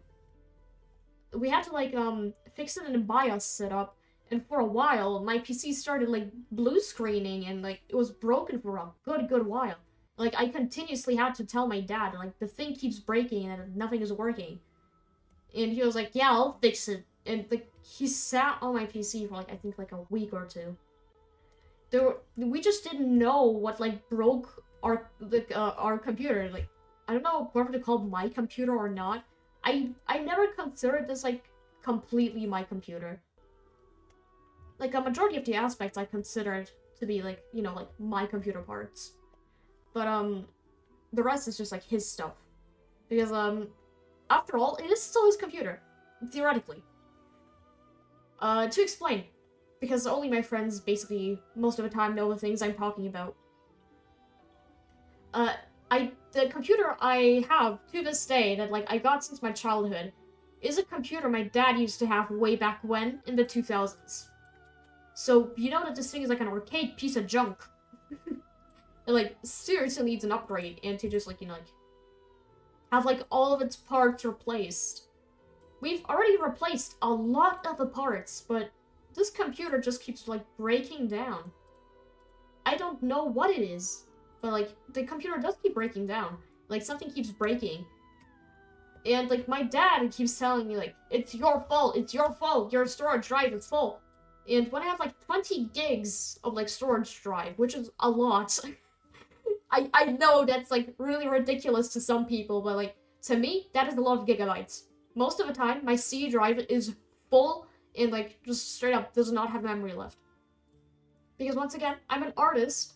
I need a gajillion programs because I always test new software and I always, like, try to, like, get something out and, you know, like, produce something new by just messing around with new art programs that I get. For reference also, I plan to get Affinity soon. I want to buy, like, a lifetime license. Oh, spooky. Spooky-ooky. I want to buy a lifetime license. But, yeah. To get back to my point about, like, my PC again. My PC! Sorry. I had a bit of a moment there. And to get back to it, once again, we replaced the electronic part of it. And basically, after a few months of it, like, breaking and just, like, not having a good time, us, like, throwing around in the BIOS settings, it eventually started working again. But, yeah. Now that it's working again, it's having, like, the same issue, like, many years ago. Every few years or so, the same thing returns with, like, inexplicably, my PC starts to, like, crash random programs. My PC starts to have issues with, just specifically multitasking and multi-threading tasks and whatever. And just, a lot of the stuff, I think it's just caused by the fact that, like, all of the hardware I have kind of doesn't, like, match together. I don't think the hardware I'm using is, like, compatible. Like, I never looked that much into, like, how well an Asus and an AMD work together. But, like, Asus motherboard, AMD graphics card, it's a bit of a mess. And my AMD graphics card is pretty borked, to mention. Because, like, the AMD software is incredibly broken. My monitor's brightness cannot be adjusted. Something is specifically wrong with, like, the like, graphics card, or specifically with the monitor. And I just want to, like, once again, just go scorched earth, get rid of, like, all of the, like, old components, extensively research what components fit, which don't, which cause problems, and, you know, which can be used perfectly fine together, or which, like, work great together. I'm just incredibly nervous to use this computer someday. It's like someday it's just gonna blow into, like, 7 chunks, and, you know, like, set my apartment on fire that, like, I plan to get, like, next year. I'm soon gonna move out. Soon, but eventually. Because, once again, I've been on a quest to, you know, get my driver's license over and done with. I have been quite successful, at least in realizing wherever I mess up. Because, I'll be for real. I failed my theorem exam for, like, the 3rd time. You know what? You're wondering why? It's due to myself! I am the only reason why I keep failing them. Because I'm not confident enough to, like, tell myself, okay, yeah, this is fine, I'll just, like, submit it, and then, like walk out, la-di-da, I passed. No. Anytime I keep thinking, oh my god, this is the end of the world, it's doomsday, I'm going to fail this, everyone is going to hate me, the entire world is going to loathe me for being useless. Because once again, that's been... I've just been taught to react like this whenever I do something wrong. But, yeah, that's not the way to go, because, guess who, like, accidentally screwed his exam up? It was me! Because, I told myself, oh yeah, let me just quickly fix these 3 mistakes that I left in my exam that I wanted to fix later. When I fixed them later, I realized, oh no. When I saw the results page, that I put mistakes into my exam. I would have passed. I would have passed my 3rd theorem if I would have not told myself that something still, like, is incorrect about it and I need to fix it. Moral of this specific story. Trust your gut if you have a good gut. And I have a very good gut. My intuition is incredibly well at sussing people out, or just, in general, just knowing that, like, people's intentions are either pure or not. A majority of the time, I'm incredibly willing to believe that someone has, like, good intentions, for example. And then I find out that they were evil all along, like my gut told me. I had this incident happen this week again. This week, it was like, oh yeah, I'm just very paranoid about this person because like they're being rude to me. I shouldn't be like so paranoid. Other people probably like this person. They're probably friends with them. It's just me being paranoid. Nothing is wrong with them. And turns out they liked children. Yeah. We got rid of them real quick. Like everyone who like associated with them immediately cut out. Immediately told, go screw yourself. We don't want to see you here ever again. Leave children alone. So yeah, that just keeps happening. And when I do my driver's test, it's like the same issue. Like, I tell myself, oh, this is incorrect, but it was correct the whole time. I fix it, I fail. So next time, the strategy for like my driver's test, specifically, is I walk in, I sit down, I answer every question with flying colors like I usually do, because I answer these within 10 minutes because I study all of the questions so hard that I remember them, and I know which ones to cross to like set a check mark on immediately. Once again, the issue is just that I feel the incessant need to fix my mistake, even though there is no mistake. Also, 1 second, let me just quickly... There we go. I had to quickly, I don't know what it's called in English. Respawn. What do you call that in English? I forgot. Oh well. Okie dokie, back to this whole thing. Let me just focus on this for now. Right, I need to summon his parents, because I wanted to also draw his parents. Well, specifically their eyes. Where is my D&D folder? There they are! Hello, drawing! I've already drawn his eyes basically here, but, don't tell Chu! Don't tell him! Like, right there. Like, the color, wrong! It's supposed to be this color. I messed that up somehow. I just straight up forgot to do that, but like, it's such a subtle difference, most people won't give a damn. But they probably also won't see that, like, I have some weird, like, layer effect I forgot to turn off. It just tend to be like that whenever I draw references. I mess up something always. I digress. Back to my lovelies. Lovelies. Lovely. Okay. Right, so we have Mr. Joyous Man himself, and then we have a mother of bitch. It's very, unusual to swear for me, especially on my channel. I think I'll continue to not, like, overdo it with the swearing on here, because I don't want to, like, seem like I'm edgy or something, because I don't like being edgy. It is debatable anyway, whether, like, edgy humor should just be, like, tolerated or not. Sometimes I think the internet just overdoes things. Sometimes. It really depends on who you ask, though. It's not that, like, I hate edgy humor inherently. It's just that, like, I have a problem with people who, like, defend their, like, problematic actions by saying, oh, I'm just edgy. Yeah, we can all say that we're edgy, but some people mean it, some people don't. Some people just use it as an excuse to be an arse, you know? And I don't like those people. Just, like, be honest. Just at this point, just be honest if you want to, like, get a rise out of someone. That, like, you just want to offend someone because it gets a kick out of you. Because you're just that weird. You know? Now, it's debatable whether we should joke about things like, for example, slavery or, you know, like, war and stuff. But I personally think it's to do with the right crowd. If someone is laughing along, feel free to continue to joke about it, I guess, because, like, it's in their tolerance zone if they laugh along. Unless it's an uncomfortable laugh. But I won't blame people if they continue, but someone is secretly uncomfortable. Like, you gotta step up and actually say that you're uncomfortable in order for people to stop. I straight up think that, like, people who don't say that they have a problem with something deserve what comes to them.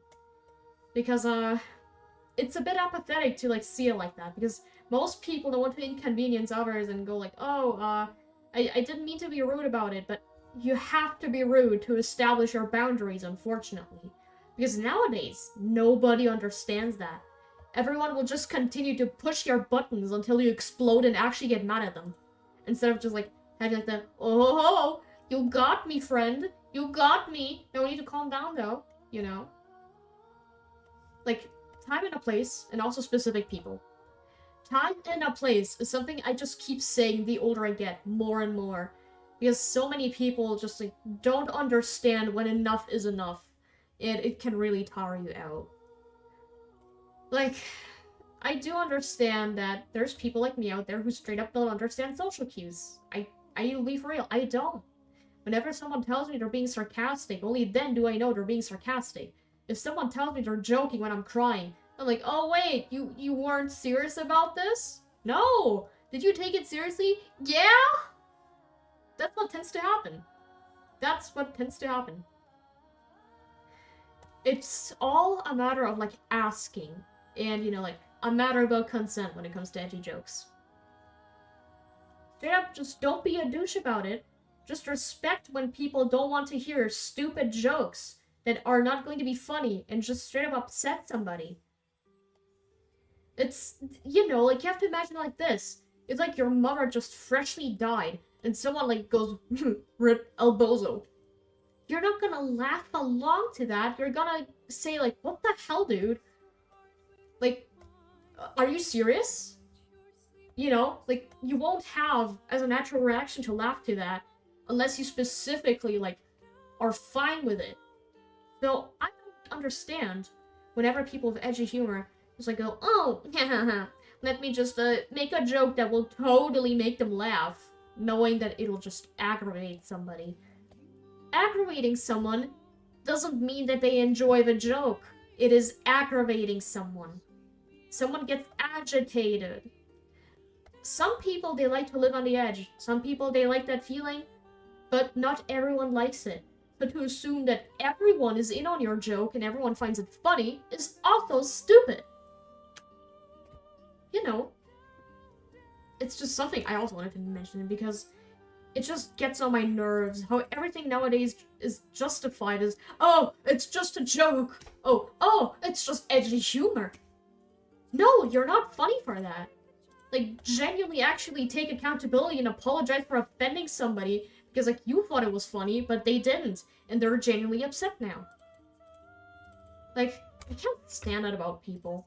When they do not show understanding for something as simple as, like, accidentally hurting someone. It's so easy to apologize and to just own up to your mistake. Like, I myself, for, like, many years, had this, like, issue of not being able to accept when I messed up. But I nowadays can actually, like, look into myself and tell myself, hey, okay, that wasn't alright of me. And when people tell me, hey, I think you messed up on this, I can apologize completely, it's fine. Apologizing is better than just straight up ignoring the issue, or just straight up pretending like you didn't just hurt somebody. Now, I understand that not always can you forgive someone. I myself struggle to forgive people a lot, because most of the time, people just, like, are incredibly vicious about their opinions, or, like, they don't give you time to explain yourself, and when you explain yourself, they just say it's all lies, and they don't listen to you.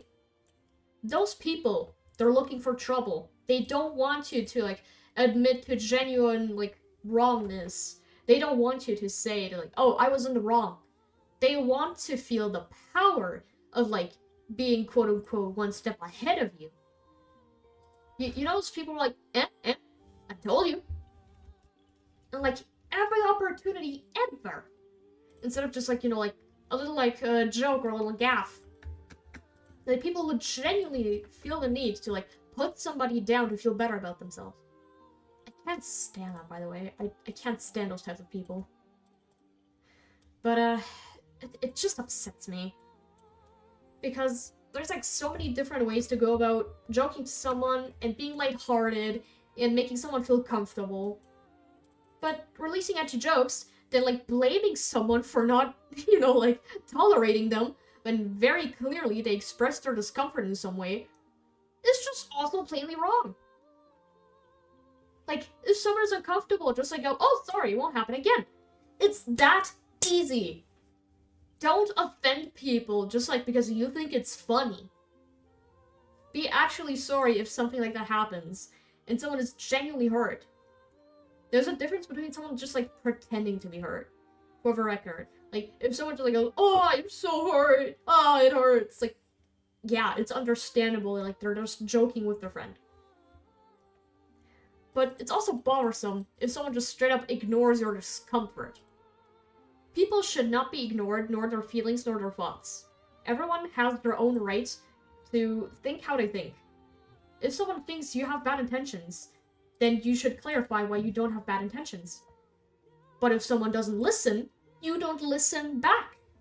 The same goes for someone when, for example, they go, oh, it was just a joke. You need to lighten up. That's not how it works. That's not how it works. It's a two-way street. It's not just like, oh, I can just like gloss over the fact that I hurt someone's feelings. No, you need to take accountability. You need to talk to your friend. You need to discuss what to do next time better. And that's it. It's that easy. I, for so many years, struggled to understand why people just are so ignorant to someone's like comfort and needs, but society just like straight up teaches people to be really apathetic, and it makes me sad because like in pursuit of comedy we hurt people's feelings. In pursuit of comedy we offend them. Like, as one example that like really appalled me, a few months ago when like Susan Wojcicki died, right, everybody was like either making fun of her or like straight up just like going like, guys, this isn't the time. And anytime these people who like in the right, like rightfully so, said like we should respect her death, like what is wrong with you guys? They just straight up were like, take a joke for once. And I was like, where is the joke? You're making fun of like a grieving woman who has died right after her son has died. Like, where is the joke? Literally. I have such a problem with like people on the internet. It's why I don't tend to hang out on the internet a lot. It's why I tend to stay far away, just tend to stay in artist forums, and that's it. Because artists understand all that. It's nice that artists can be like so empathetic and just show a different kind of like side of humanity, where like you have much more hope in them. Because most of the time, artists went through like also incredible hardships. So many artists have inspiring stories. And then we have like internet troll number 72 over there telling you how like there is another Merkel instructed tower or whatever, like some stupid edgy joke where like you just straight up don't want to laugh about it. It's just straight up uncomfortable. You know, I tend to say love you know today. I apologize. It's just like I wanted to discuss this also, like specifically on like a platform. I really want to get back into commentary. I think that's pretty obvious. It's just that I've had like so little time because you know, I'm an adult, I'm a grown-up. I need to put food on the table, I need to work. I have a lot of responsibilities that just straight up don't grant me the time most people have. Who are like 16 years old, playing CSGO Surf, talking about like the latest slopic on the internet. I don't have that luxury of time. I use all of my time to draw. I use all of that time to, you know, like, pour in effort into my craft. It's a bit of a different situation. But at the same time, once again, the internet does not understand, the internet does not forgive. Everything is led by algorithms, everything is determined by the clout you get, everything has to do with that. So God forbid you want to be yourself, and you want to express yourself, and you want to take your time on things. Because people are hungry for content, the mob is calling, so you must answer the mob, or else you will be left behind. It's why I find online communities sometimes so scary and jarring. I kind of prefer having a smaller audience that, like, doesn't pressure me, that doesn't, like, force me into some form of corner or situation. Where I can just draw whenever I want, talk whenever I want, and appear whenever I want. I don't have to put on an act for anybody. I don't have to pretend like I'm like this, like, high and holy person, because I'm not. I made a lot of mistakes in my life to, like, learn from them, even, like, at a young age. It's just, you know, like, the classic saying of, like, fuck around, find out. That's essentially my entire life philosophy. I had to, like, mess up so many times in my life to get to the point where I am now, where I feel comfortable speaking about, like, how, like, the experiences and my failures, how they make me a better person. But, I don't think that everyone sees it like that. I think it's just a very special case of, like, I want to stay a nobody over the fact that I can still be myself. The moment I'm not myself anymore is the moment I lose myself, and it's the moment I become a content machine. And then I'm restricted to what other people have to say about me. And then my art is restricted, and then my voice is taken away.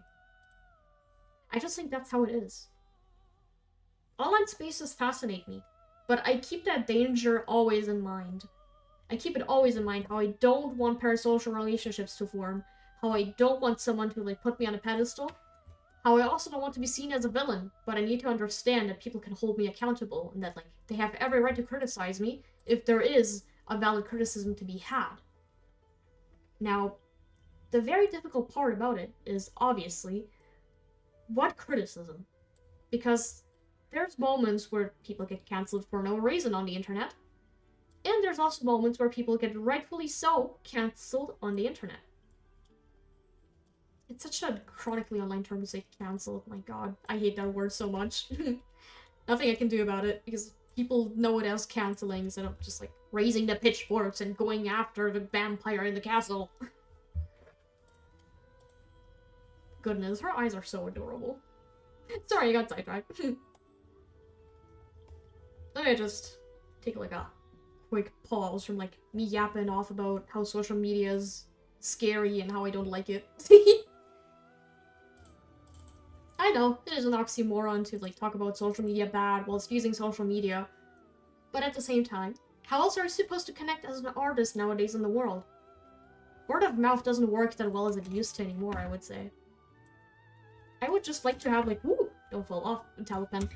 I would like to have casual connections with people, but I don't want to be popular, if that makes sense. An audience would be nice, but I don't want the audience, if that makes sense.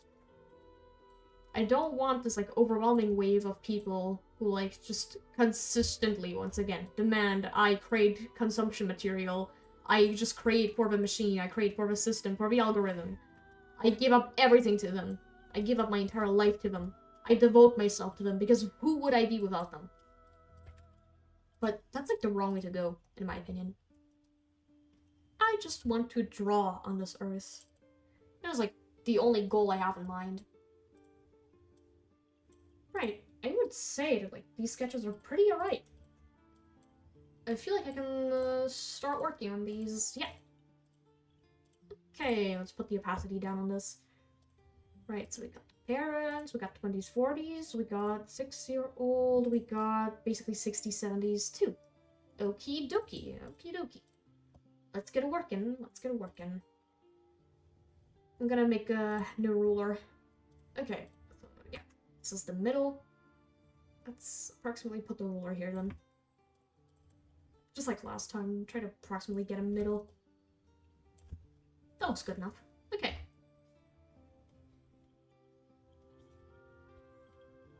The one thing is, I'm not sure if I want to, like, do this with, like, my new brushes. Because since, 2024, I do have some new brushes that, like, I use for eyes and stuff. But I'm not sure if I want to use them here. Let me quickly open my human reference, where, like, I've drawn these eyes before. I've played these games before. Oh, God. I'm old. I'm late to everything. Where is my reference? Where is my reference? There it is. Right, I used a default brush. I used a default brush for these. I mean, to be fair, they are references. I always use my default brush on references. Then I'll just go with the default brush too. I might ham up the lash, though, just a bit.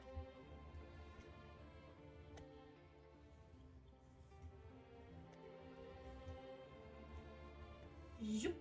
No, wait, that's a bit too much. Ah, nice and clean. But I don't like the curvature. Let me restart that. Yeah, that's a nice curve. I like that curve. That's a nice curve. There we go. Nice and clean. I like this one. This one might stay. You just also slightly round this out. Yeah. There we go. The one thing I need to remember is to not, like, overdo this, like, little lash overlap. Because, if I do it, then it starts to look really awkward. Because I'm not trying to, like, overdo it. But, at the same time, it's a bit difficult to not overdo it. Especially on, like, children's eyes. Where, like, I stylized them to have, like, much more, like, stubby eyelashes and stuff. For obvious reasons. Underdeveloped eyelashes and whatever.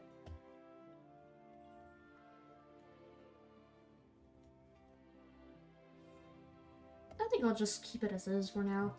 The one thing I need to probably do is reduce the sketch a bit more. So that, like, I can see more clearly where, like, I'm lacking in the curvature not being pretty enough. Yeah, it's the edge here is throwing me off. That's a bit better, yeah. That's a bit better. Nice. Okay. We're slowly getting it.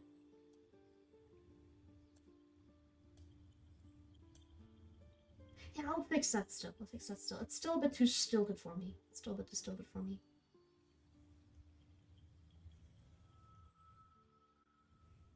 I'm trying to get lost in the pixels, but this one curve really is bothering me right now. I think it looks fine now, though. I'll leave it be. I'll leave it be before I get too lost in the sauce. I have a talent for getting lost in my drawings. I really do. The many times where I was working on OTAs and just straight up, I had moments where I was like obsessing over like a single highlight that like no one would pay attention to but me.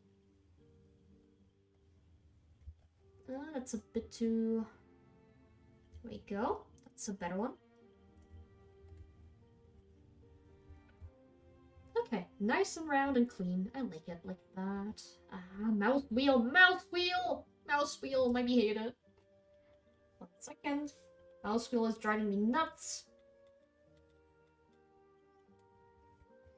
That's what I get for using supplies that are like over 5 years old. It's also my fault for getting really budget mice though. My goodness. Point being, after this stream, I'll probably look for a new mouse on Amazon. I'll probably do that. To be fair, I have been spending my money on drawings that, like, I do allow myself to. My savings are looking really good. Like, I've, since a few months, cracked, like, enough money so that, like, I can get a car, I can get an apartment. So, yeah, I think I should most definitely, start also seeking for, like, a used car in my area specifically. Because the one thing I don't want to do is drive a train back and forth, but I do know that it might be necessary, because in my area, everything is, like, 3 times more expensive. And I kind of don't want an expensive car dealership, just, because I live in an expensive area. So I might just pull a smart move by just not seeking in my area. But there might be, like, a train ride of up to 3 hours. It really might be. Because I need to look at more rural areas. Oh my god, that was difficult to say. Rural areas. It's like that time, like, a bunch of Canadians made fun of me for saying an anemone wrong. But for context, they are my friends, but I'm still a bit salty about it. Like, I know that I'm not good at saying anemone. What can you do? Oh well. I want a bit more curvature to this one. Oh, that is a yummy curve. Oh, good job, me. That is such a yummy curve. Oh yeah, I like these curves. Those are some nice curves.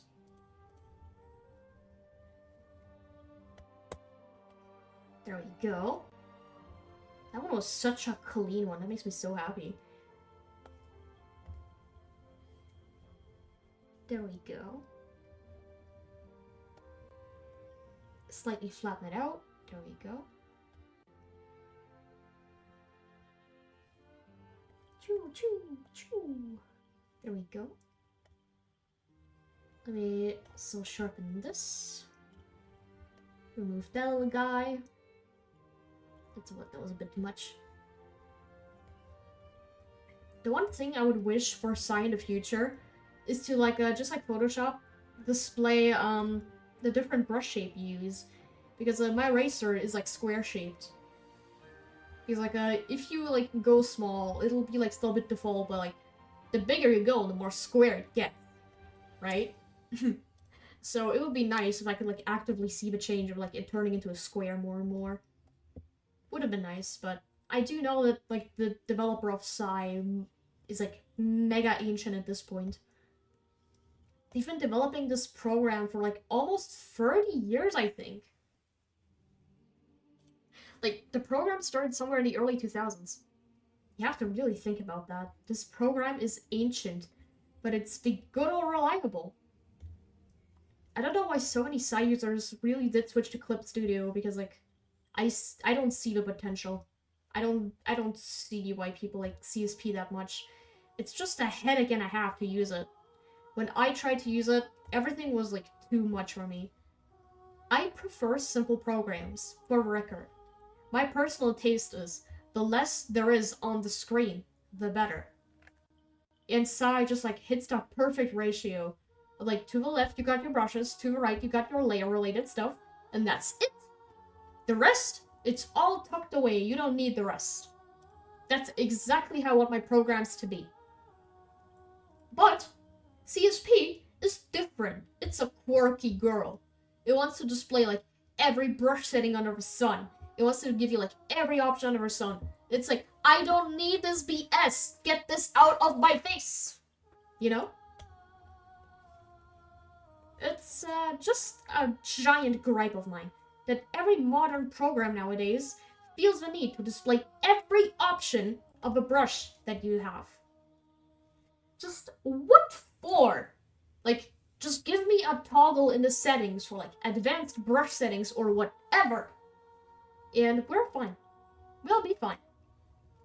I just get really pissed because once again, the moment you open a new program, the first impression is to look around, feel around as an artist and see what works, what doesn't. What you will use, what you won't use. And 90% of CSPs just fluff to me. I don't need all this garbage. Just give me my pins, give them a set setting, and we're good to go. Don't force me to turn on 7,000 knobs when I just downloaded this program. I get very passionate and fiery about programs, especially art programs and UI design. I have giant gripes with modern design. I just much prefer programs that had designs in the 2000s. Big, simple button, you press on it, it does the thing. That's what I like about 2000s design. It was very simple in nature. Nothing ever got in your way. Nothing. Nowadays, everything gets in your way. Why do people complain about ad blockers? They don't. That's the thing. Only companies complain about ad blockers. That's the funniest part. The company that fails to make a good design and a good layout is the one crying wolf. But people just want their control back. I just code my own code for fun, right? I don't really get mega serious with learning code. I learn HTML Bootstrap. I learn CSS code, and that's it. I am but a simple web coder, basically. But whenever I see anything to do with Java or HTML news, I just wonder why these new UI trends are a thing. Just first case in point, YouTube. Whenever you have the bar over here, it's now pink. I think it's pretty, but what is it for? What is this random little pink streak for at the end here, you know? It doesn't make any sense. I don't get it. I love gradients. I love round buttons. The new design trends are a feast to my eyes. But other people, they might not like this stuff. So why force these changes onto everyone? Honestly, just having design toggles is the way to go. Especially for a crusty fossil like YouTube. Like, they keep changing something every 2 seconds. And, like, most people, they're fine with it. I'm fine with it. I'm fine with most changes that YouTube does. But some people, they maybe just want the old YouTube. They don't want all the fluff, just like I said about art programs. It's just a shared gripe that basically everyone shares nowadays. Because just design has, like, become less about accessibility and has more become about how to inconvenience the user in the best way possible. And maybe we don't want to be inconvenienced. It's why, like, scripts and whatever extension exists, so that, like, you can just straight up block out things, like, you know, like, once again, ad blockers. Ad blockers are incredibly helpful. I could not browse the internet without them. I would get an aneurysm every single time. Way back when, in the 2010s, when ads weren't so incredibly intrusive, unless you specifically entered pirating websites, everything was fine. Nowadays, every website bombards you with cookies, every website bombards you with your privacy settings, every website bombards you with ads. Like, just, do I even have to say an example? Because, like, if I do have to say an example, just think about the fandom wikis. God, they are awful on mobile. They're unusable on mobile. I can only enter a fandom wiki on my computer with my ad blockers all on. All of them. I have several ad and pop-up blockers. I have several antiviruses on. Because I just want to make sure that, like, I will be fine on the internet. Because I don't feel safe on the internet. Because, like, so much stuff goes down lately. And, like, viruses are way easier to spread nowadays. Just think about the controversy about, like, the one Minecraft mod that has carried a virus. Where, like, Forge had to genuinely just, like, lock down a few mods or something. Because, like, once again, they were infecting computers. Like, if you think already about the modding aspect of games, where, like, yeah, duh, you shouldn't, like, download things from, like, random websites. Well, Curse Forge isn't a random website. It's a renowned website. And still, it spread malware. So you gotta think about, like, your actual security online. Ads nowadays track you like they're Trojans, and it's god-awful. If someone doesn't use an ad blocker, just why? Why do you not use an ad blocker? I'm just genuinely so curious. It takes 5 minutes to set one up. It's worth the hassle. It's worth every hassle to genuinely give yourself a better and safer experience on the internet. God, I'm like going full Justice Warrior mode today. I'm just very passionate about a lot of topics, and I just missed yapping. I just missed yapping to people. I'm just gonna get to, like, waste all of, like, my unexpended energy on yapping finally. Because, for a while, like, I couldn't talk due to my exams. And, like, you know, like, I was, like, consistently asking, like, my friends right after the exams, hey, you wanna hang out? And they're like, sorry, busy, sorry, can't. Sorry, this or that. You wanna hang out? But it's, like, 7 a.m. in my time zone, and I'm fast asleep whenever, like, my friends ask me, because time zone issues, unfortunately. It's not their fault. It's my fault that I live in this godforsaken country. But, you know, it's at least fine, because, once again, I can use my energy to just, like, talk to people on stream, and, like, make the stream at least entertaining even after someone is, like, you know, like, didn't appear to a stream and just, like, wanted to watch it later. Goodness gracious, what did I do over here? There's just randomly a line missing here. God damn. Only on this side of the eye, too. That's interesting. How the hell did I manage to do that? Oh well, doesn't matter. If a little bit of asymmetry exists, it's not that dramatic. Eyes aren't supposed to be symmetrical anyway, but I just like symmetry because it makes me feel satisfied in my brain. There we go. The one issue right now I have is I'm thinking about when to go to sleep because like I got morning shift, but like I took a nap the moment I woke up. Like I was so tired, I just went and took a nap. It happens more often nowadays because just simply I am too exhausted from work, and just like normal sleep sometimes doesn't like mitigate the fact like my body's exhausted and still needs to lay down. The one issue with drawing I have is obviously I need to force my body to like sit upright, uptight, like get focusing, get working. Whenever I'm in my cozy bed, instead of opening my laptop and drawing, like I do on my computer, the only thing I do is honk shoo, honk shoo. I just straight up don't work on stuff. I get too comfortable in my bed, I fall asleep, and then I realize, god damn it, I didn't brush my teeth. The first realization whenever I wake up after falling asleep is I didn't brush my teeth, and it pisses me off. I do my best to take care of my teeth. And whenever I just fall asleep and don't do it, I feel like the worst criminal. Because the one thing you can't fix, if it's like gone, it's your teeth. If they're gone, they are gone. You're gonna have to get implants. But that goes for every bone. Same for like prosthetics. Just like, if it's gone, it's gone.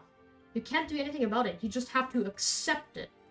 And that's like the scariest part for me whenever like someone is talking about like teeth rotting or like, like lung cancer from like smoking and whatever. Just, that stuff is too scary for me. I don't want to risk it. Nuh-uh. Keep that stuff away from me. Keep it away from me. I know I'm like a party pooper. I'm no fun. And it must be so fun at parties for like, being like a goody two-shoes and like taking care of myself. But like, I want to. It's not like I have a choice.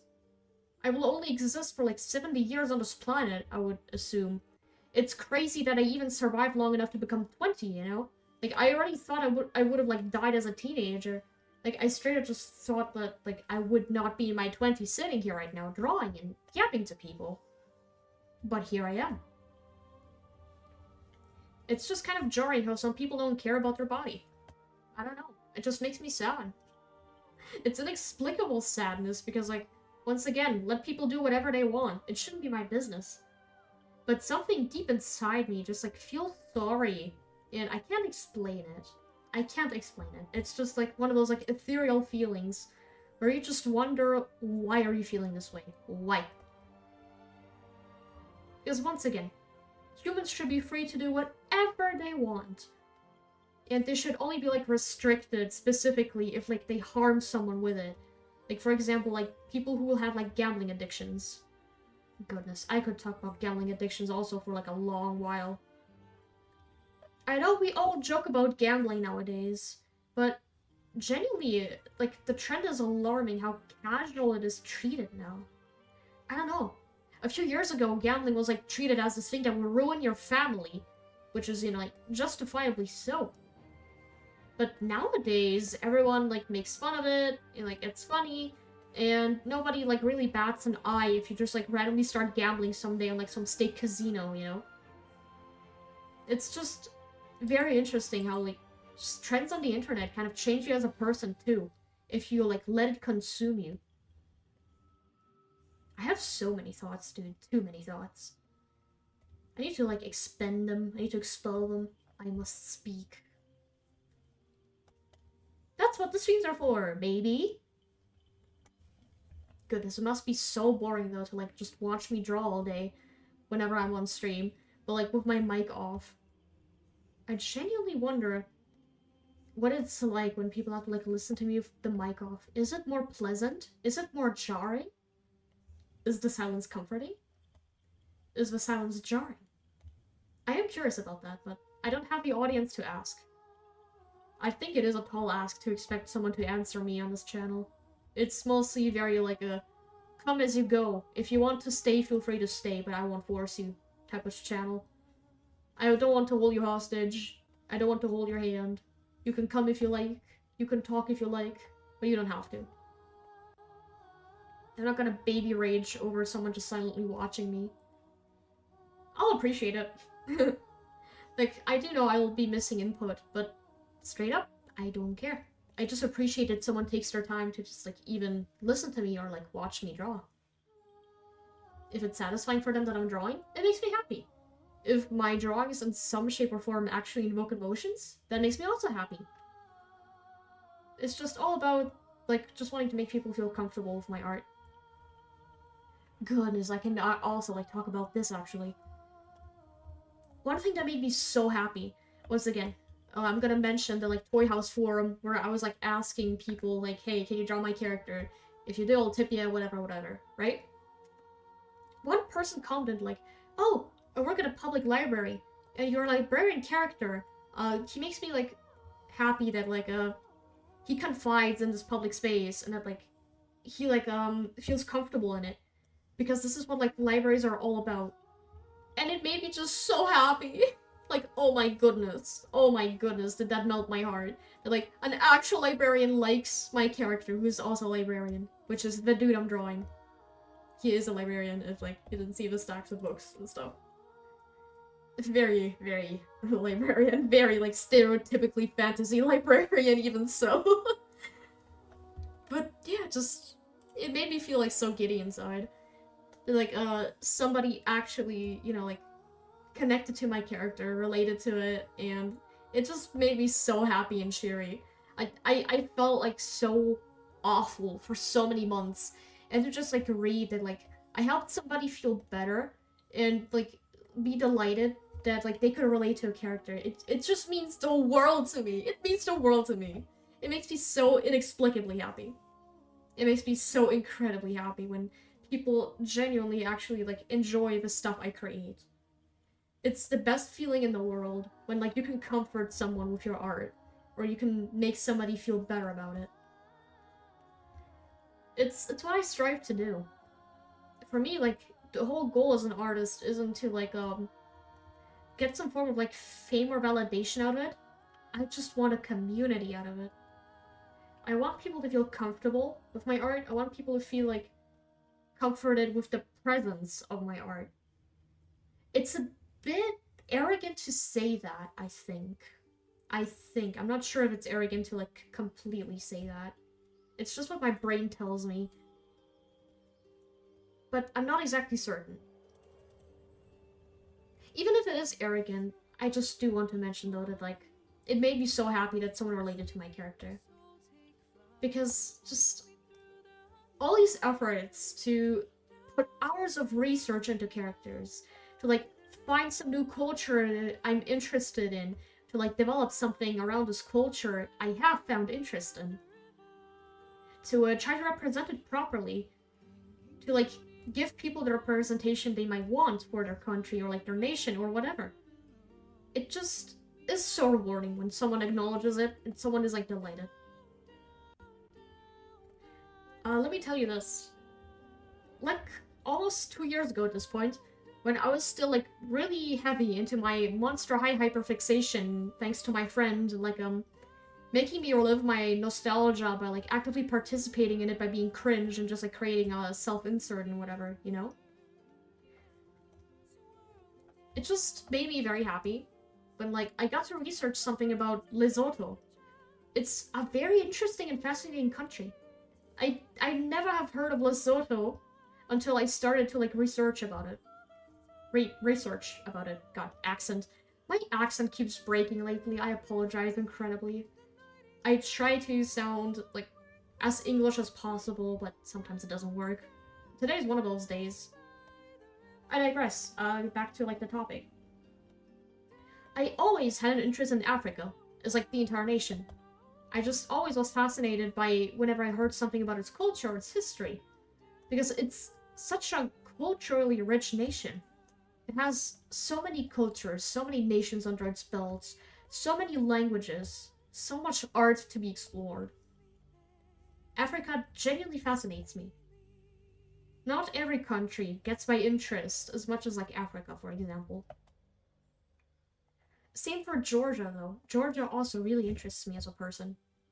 But, yeah, what I'm meaning to say with like all of this like Yapnado, right? It just delights me to research something I have never heard of before and learn something new about the world. Because sometimes you just kind of live in ignorance and you don't realize it. But anytime you actually start to discover a new topic of interest, it just suddenly like grips you and you start to get really invested, and it's just so pleasant.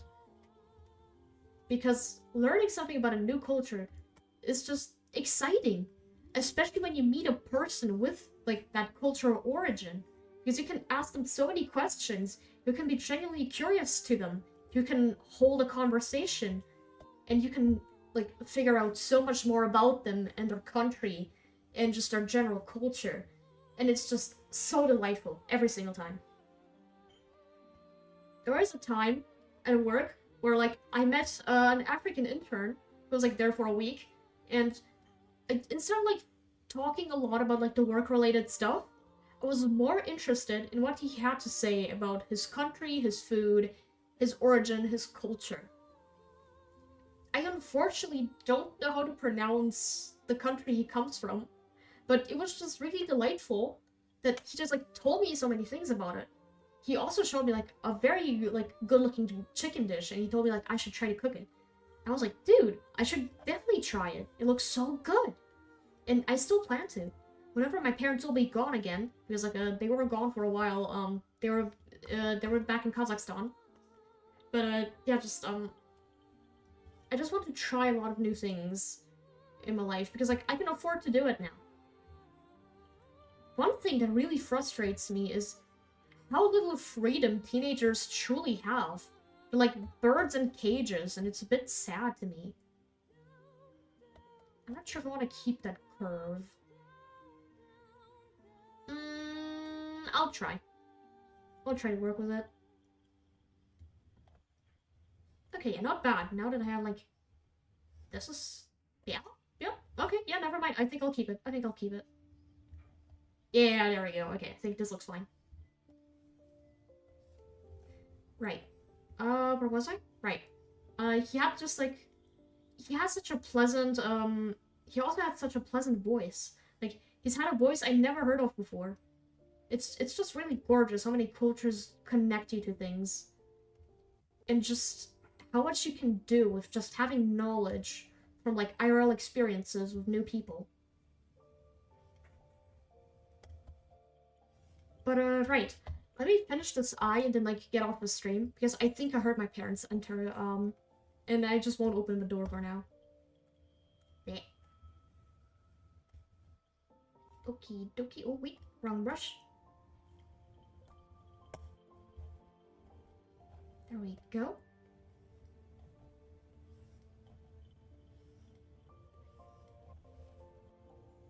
Okay, yeah. Okay, that looks not too bad. Maybe I'll leave, like, drawing these eyes for tomorrow or something, when I'll be back from work. Because I would like to continue coloring them and stuff on stream. I think it was just, like, a very pleasant, I think it's just, like, a pleasant, thing to, like, show on a stream. I think drawing eyes can never go wrong. But I could be wrong. I don't know if people want to see, like, more eye artwork, quote-unquote. I just really like drawing eyes. If someone does like them out there, they can just let me know, and I'll continue. It's up to them, though, if they want to comment. I won't force it. It's just, like, out of general interest if someone wants to see these. You know, express interest for the interest, if that makes sense. Right, approximately here. Doop, doop. There we go. Give it a nice curve, like that. And slightly curve it down like this.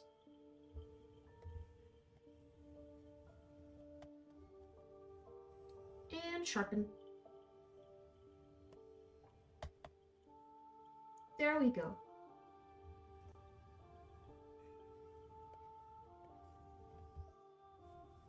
Okay, nice and clean. Nice and clean.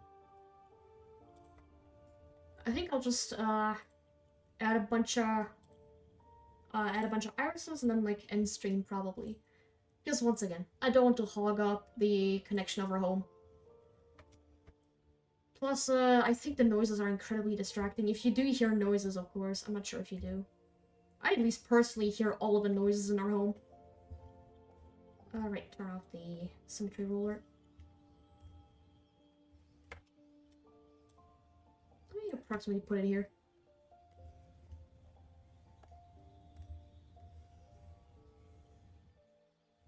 There we go. That's, not too bad shape.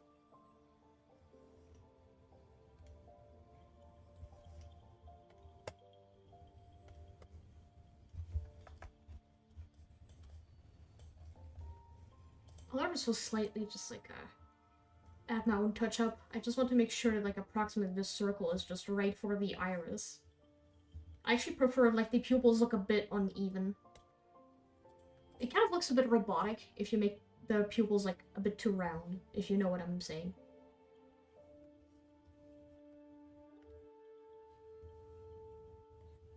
There we go. Adding a bit more thickness to that bad boy never hurts. Need to be incredibly careful with what I erase, because sometimes I actually make eyes look even more wonkier if like I erase a little bit of the like extra thickness I always add. Then carefully cut it circularly. There we go. Yeah, that's a bit better. Make it thicker here. Yeah, that's how we like it. That's how we like it. Okie dokie. Let me just quickly see if a mask if this works out for me. Remove this here because it's a tear duct. Yeah, that works well. I think this looks nice. Right.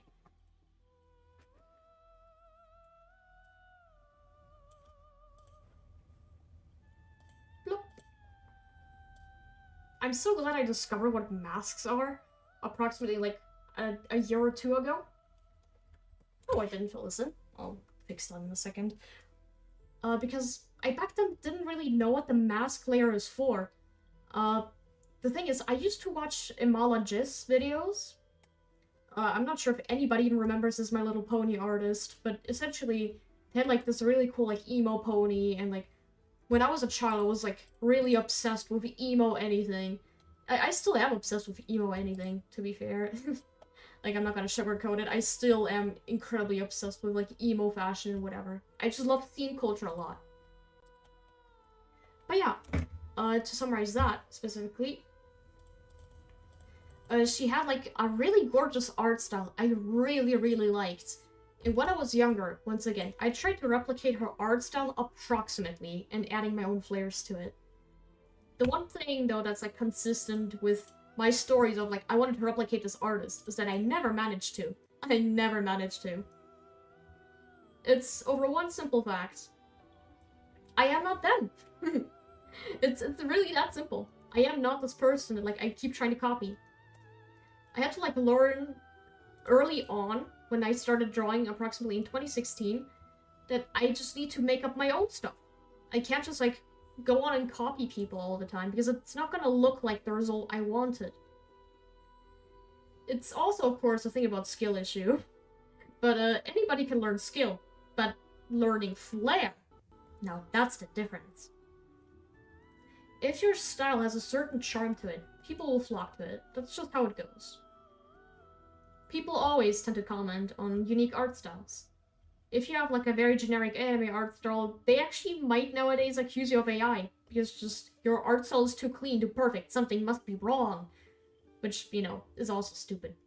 If I would have had more time, I would have actually gotten into that right now, but once again, I'm trying to hurry up and finish, so that, like, my parents can watch TV in peace.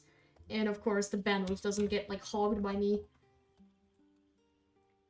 Oops, I forgot that I moved these. Let me just copy-paste this. Be gone. There we go, new layer. Slightly smaller. Slightly rotate. There you go, nice and clean. I'll make it slightly more asymmetrical, because I prefer a little bit of asymmetry. Just a little bit, even if, like, it'll throw somebody off. Who just likes perfectly symmetrical eyes, unlike me. preferring a bit of asymmetry.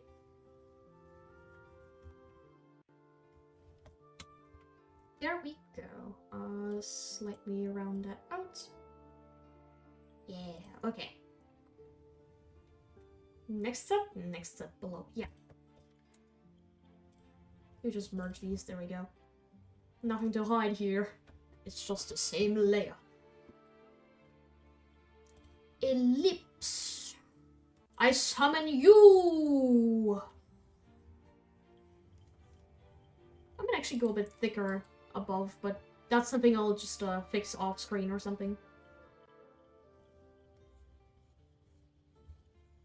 I do know that a circle ruler would be more ideal in this situation instead of like this hanky-panky I'm doing. But at the same time, I just kind of prefer my hanky-panky. Just shush. Shush. Okay. Make the pupils not too big, not too small. Approximately this size is good. Thank you, me. There we go.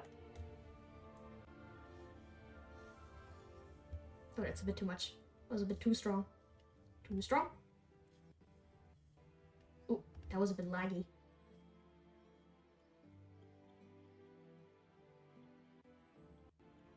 Oh yeah, the lag is definitely because one of my parents turned on the TV.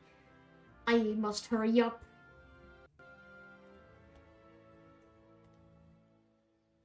And turn off roller.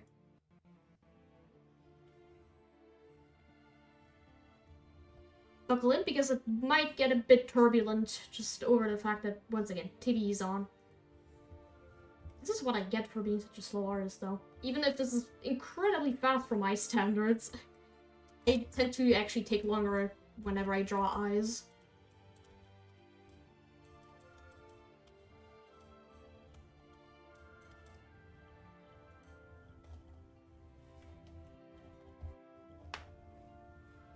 Bit more higher. I like to squish it a bit more. I think squishing it would be a good idea. Yeah, just a little bit like that. I once again don't like complete symmetry. There is a slight charm to slightly crooked eyes. Zoop, zoop.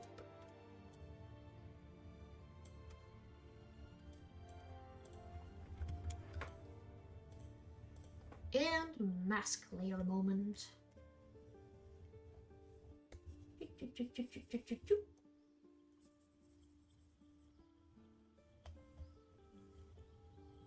There we go. Right here, yeah. Sorry if, like, the clanking of my nail is a bit distracting. I just lately had, like, this, like, a weird compulsion to, like, tap my desk whenever I'm thinking. It weirdly helps, which is why I keep tapping my desk. Okay, that's definitely a bit too big again.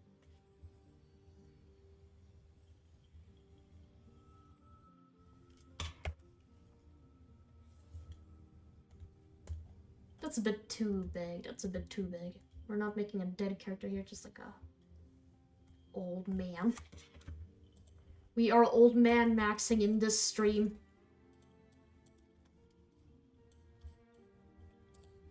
I don't know that my lines turn black anyway. Did I actually set it in black somehow? Black is not welcome here. The color! Goodness, that. Okay, that's a bad thing to say. Putting this in my dictionary of bad things to say out of context.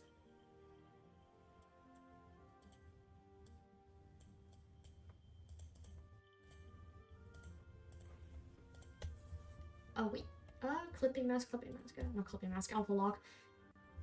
I keep confusing clipping mask and alpha lock as one entity.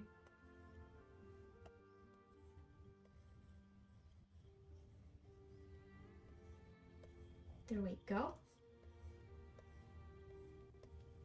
Wait, I can actually get rid of you. How did I just not realize that he was there the whole time? Sorry, doggy Lazai. Sorry. Slightly around us. Yeah, that's a nice one. A bit more lower though. Yeah, like that. It's good.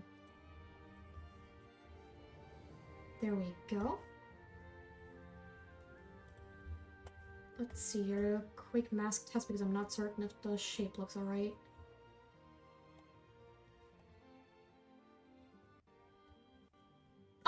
Actually, look, that looks pretty good. Looks pretty good. Copy paste. Not the mask itself, just yeah. Oh, no, don't make it bigger. Just slightly move it down. There we go. Alright, you're on a different layer. There we go. Masks are so helpful.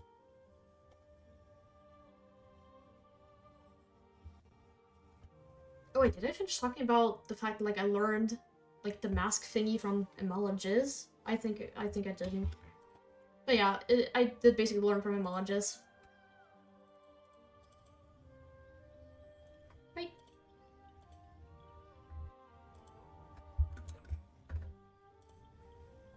And more circle. Honestly, I kind of want to draw these without a ruler. I think it adds more to like the rage and like they're a bit more imperfect.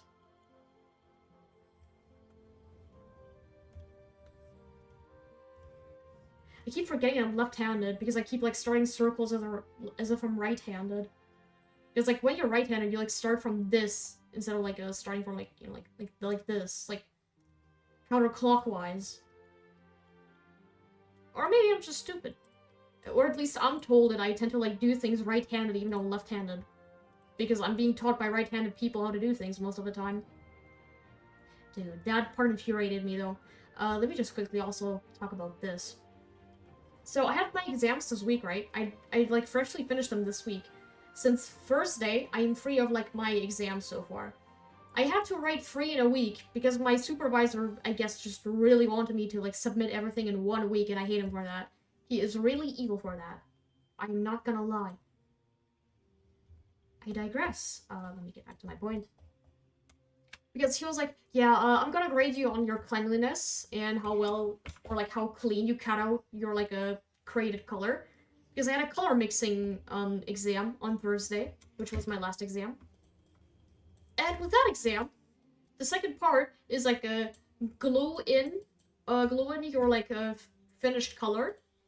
And then just like cut it out and then glue it in. There we go. That's what I was meaning to say. And you know, when I wanted to do so, he like said, here's the supplies, cut it out in like a 36 millimeter by 18 millimeters, something like that. I was like, okay, sure, I'll do it. I pick up the scissors. Immediate regret. They are right-handed scissors. It's as if he wanted me to fail on that part. Because I struggle with right-handed scissors so hard. It's as if he did it on purpose. Really. And it bothered me so hard. Because like when I told him like, oh, you gave me right-handed scissors, there's a good chance I'm gonna feel like the scoring might not be fair now. He was like, what? You're the first to complain about the scissors. I'm left-handed. The rest of the people in my year are right-handed. I don't know anybody else in my year who's left-handed. I'm the only left-handed person as far as I know. So that bothered me. Because, like, if you're gonna give me supplies I'm supposed to use, then give me the right supplies so that, like, I don't mess it up if you grade me on something that will affect it. Like, cutting something out, specifically, is a task where right-handed people are at an advantage because they usually have right-handed scissors. I am left-handed, and I need left-handed scissors, or else everything I cut is crooked, tears off, or just straight up, like, the blade doesn't work. Trust me, I tried to use right-handed scissors with my left hand. It did not work sometimes. The blade was dull on one side. I struggle with scissors so hard. So, like, it just bothered me. It's just one of those moments where, like, something wasn't easily accessible to me that, like, most people wouldn't have complained about and been like, oh, sorry, let me fix that for you. It's a 2-second fix to just, like, get a pair of scissors that isn't just for right-handed people. I had to contort my neck so hard to just, like, get it right at all. And it still came out crooked! I was still so mad about that, because once again, he's gonna grade me for my quote-unquote cleanliness, and one of the cleanliness factors is how well you cut out this, like, stupid square. So yeah. That's just gonna be, like, a biased rating from, like, whoever rates this stupid thing. I digress. Let me turn off my rage mode, and first things first, thank anybody who might have joined this stream, or, like, watched for a bit. I got some pretty good progress done, I would say. Once again, I don't tend to be this quick when it comes to, like, drawing and stuff. I'm getting better at my speed, which is great. But yeah, for now, I shall say bye, because, once again, parents are returned. I don't want to hog the bandwidth, and there's a good chance latency might be even larger now. Just due to the fact that, like, someone else is, like, watching TV here. So yeah, see you some other day. Thank you so much for coming. Bye-bye!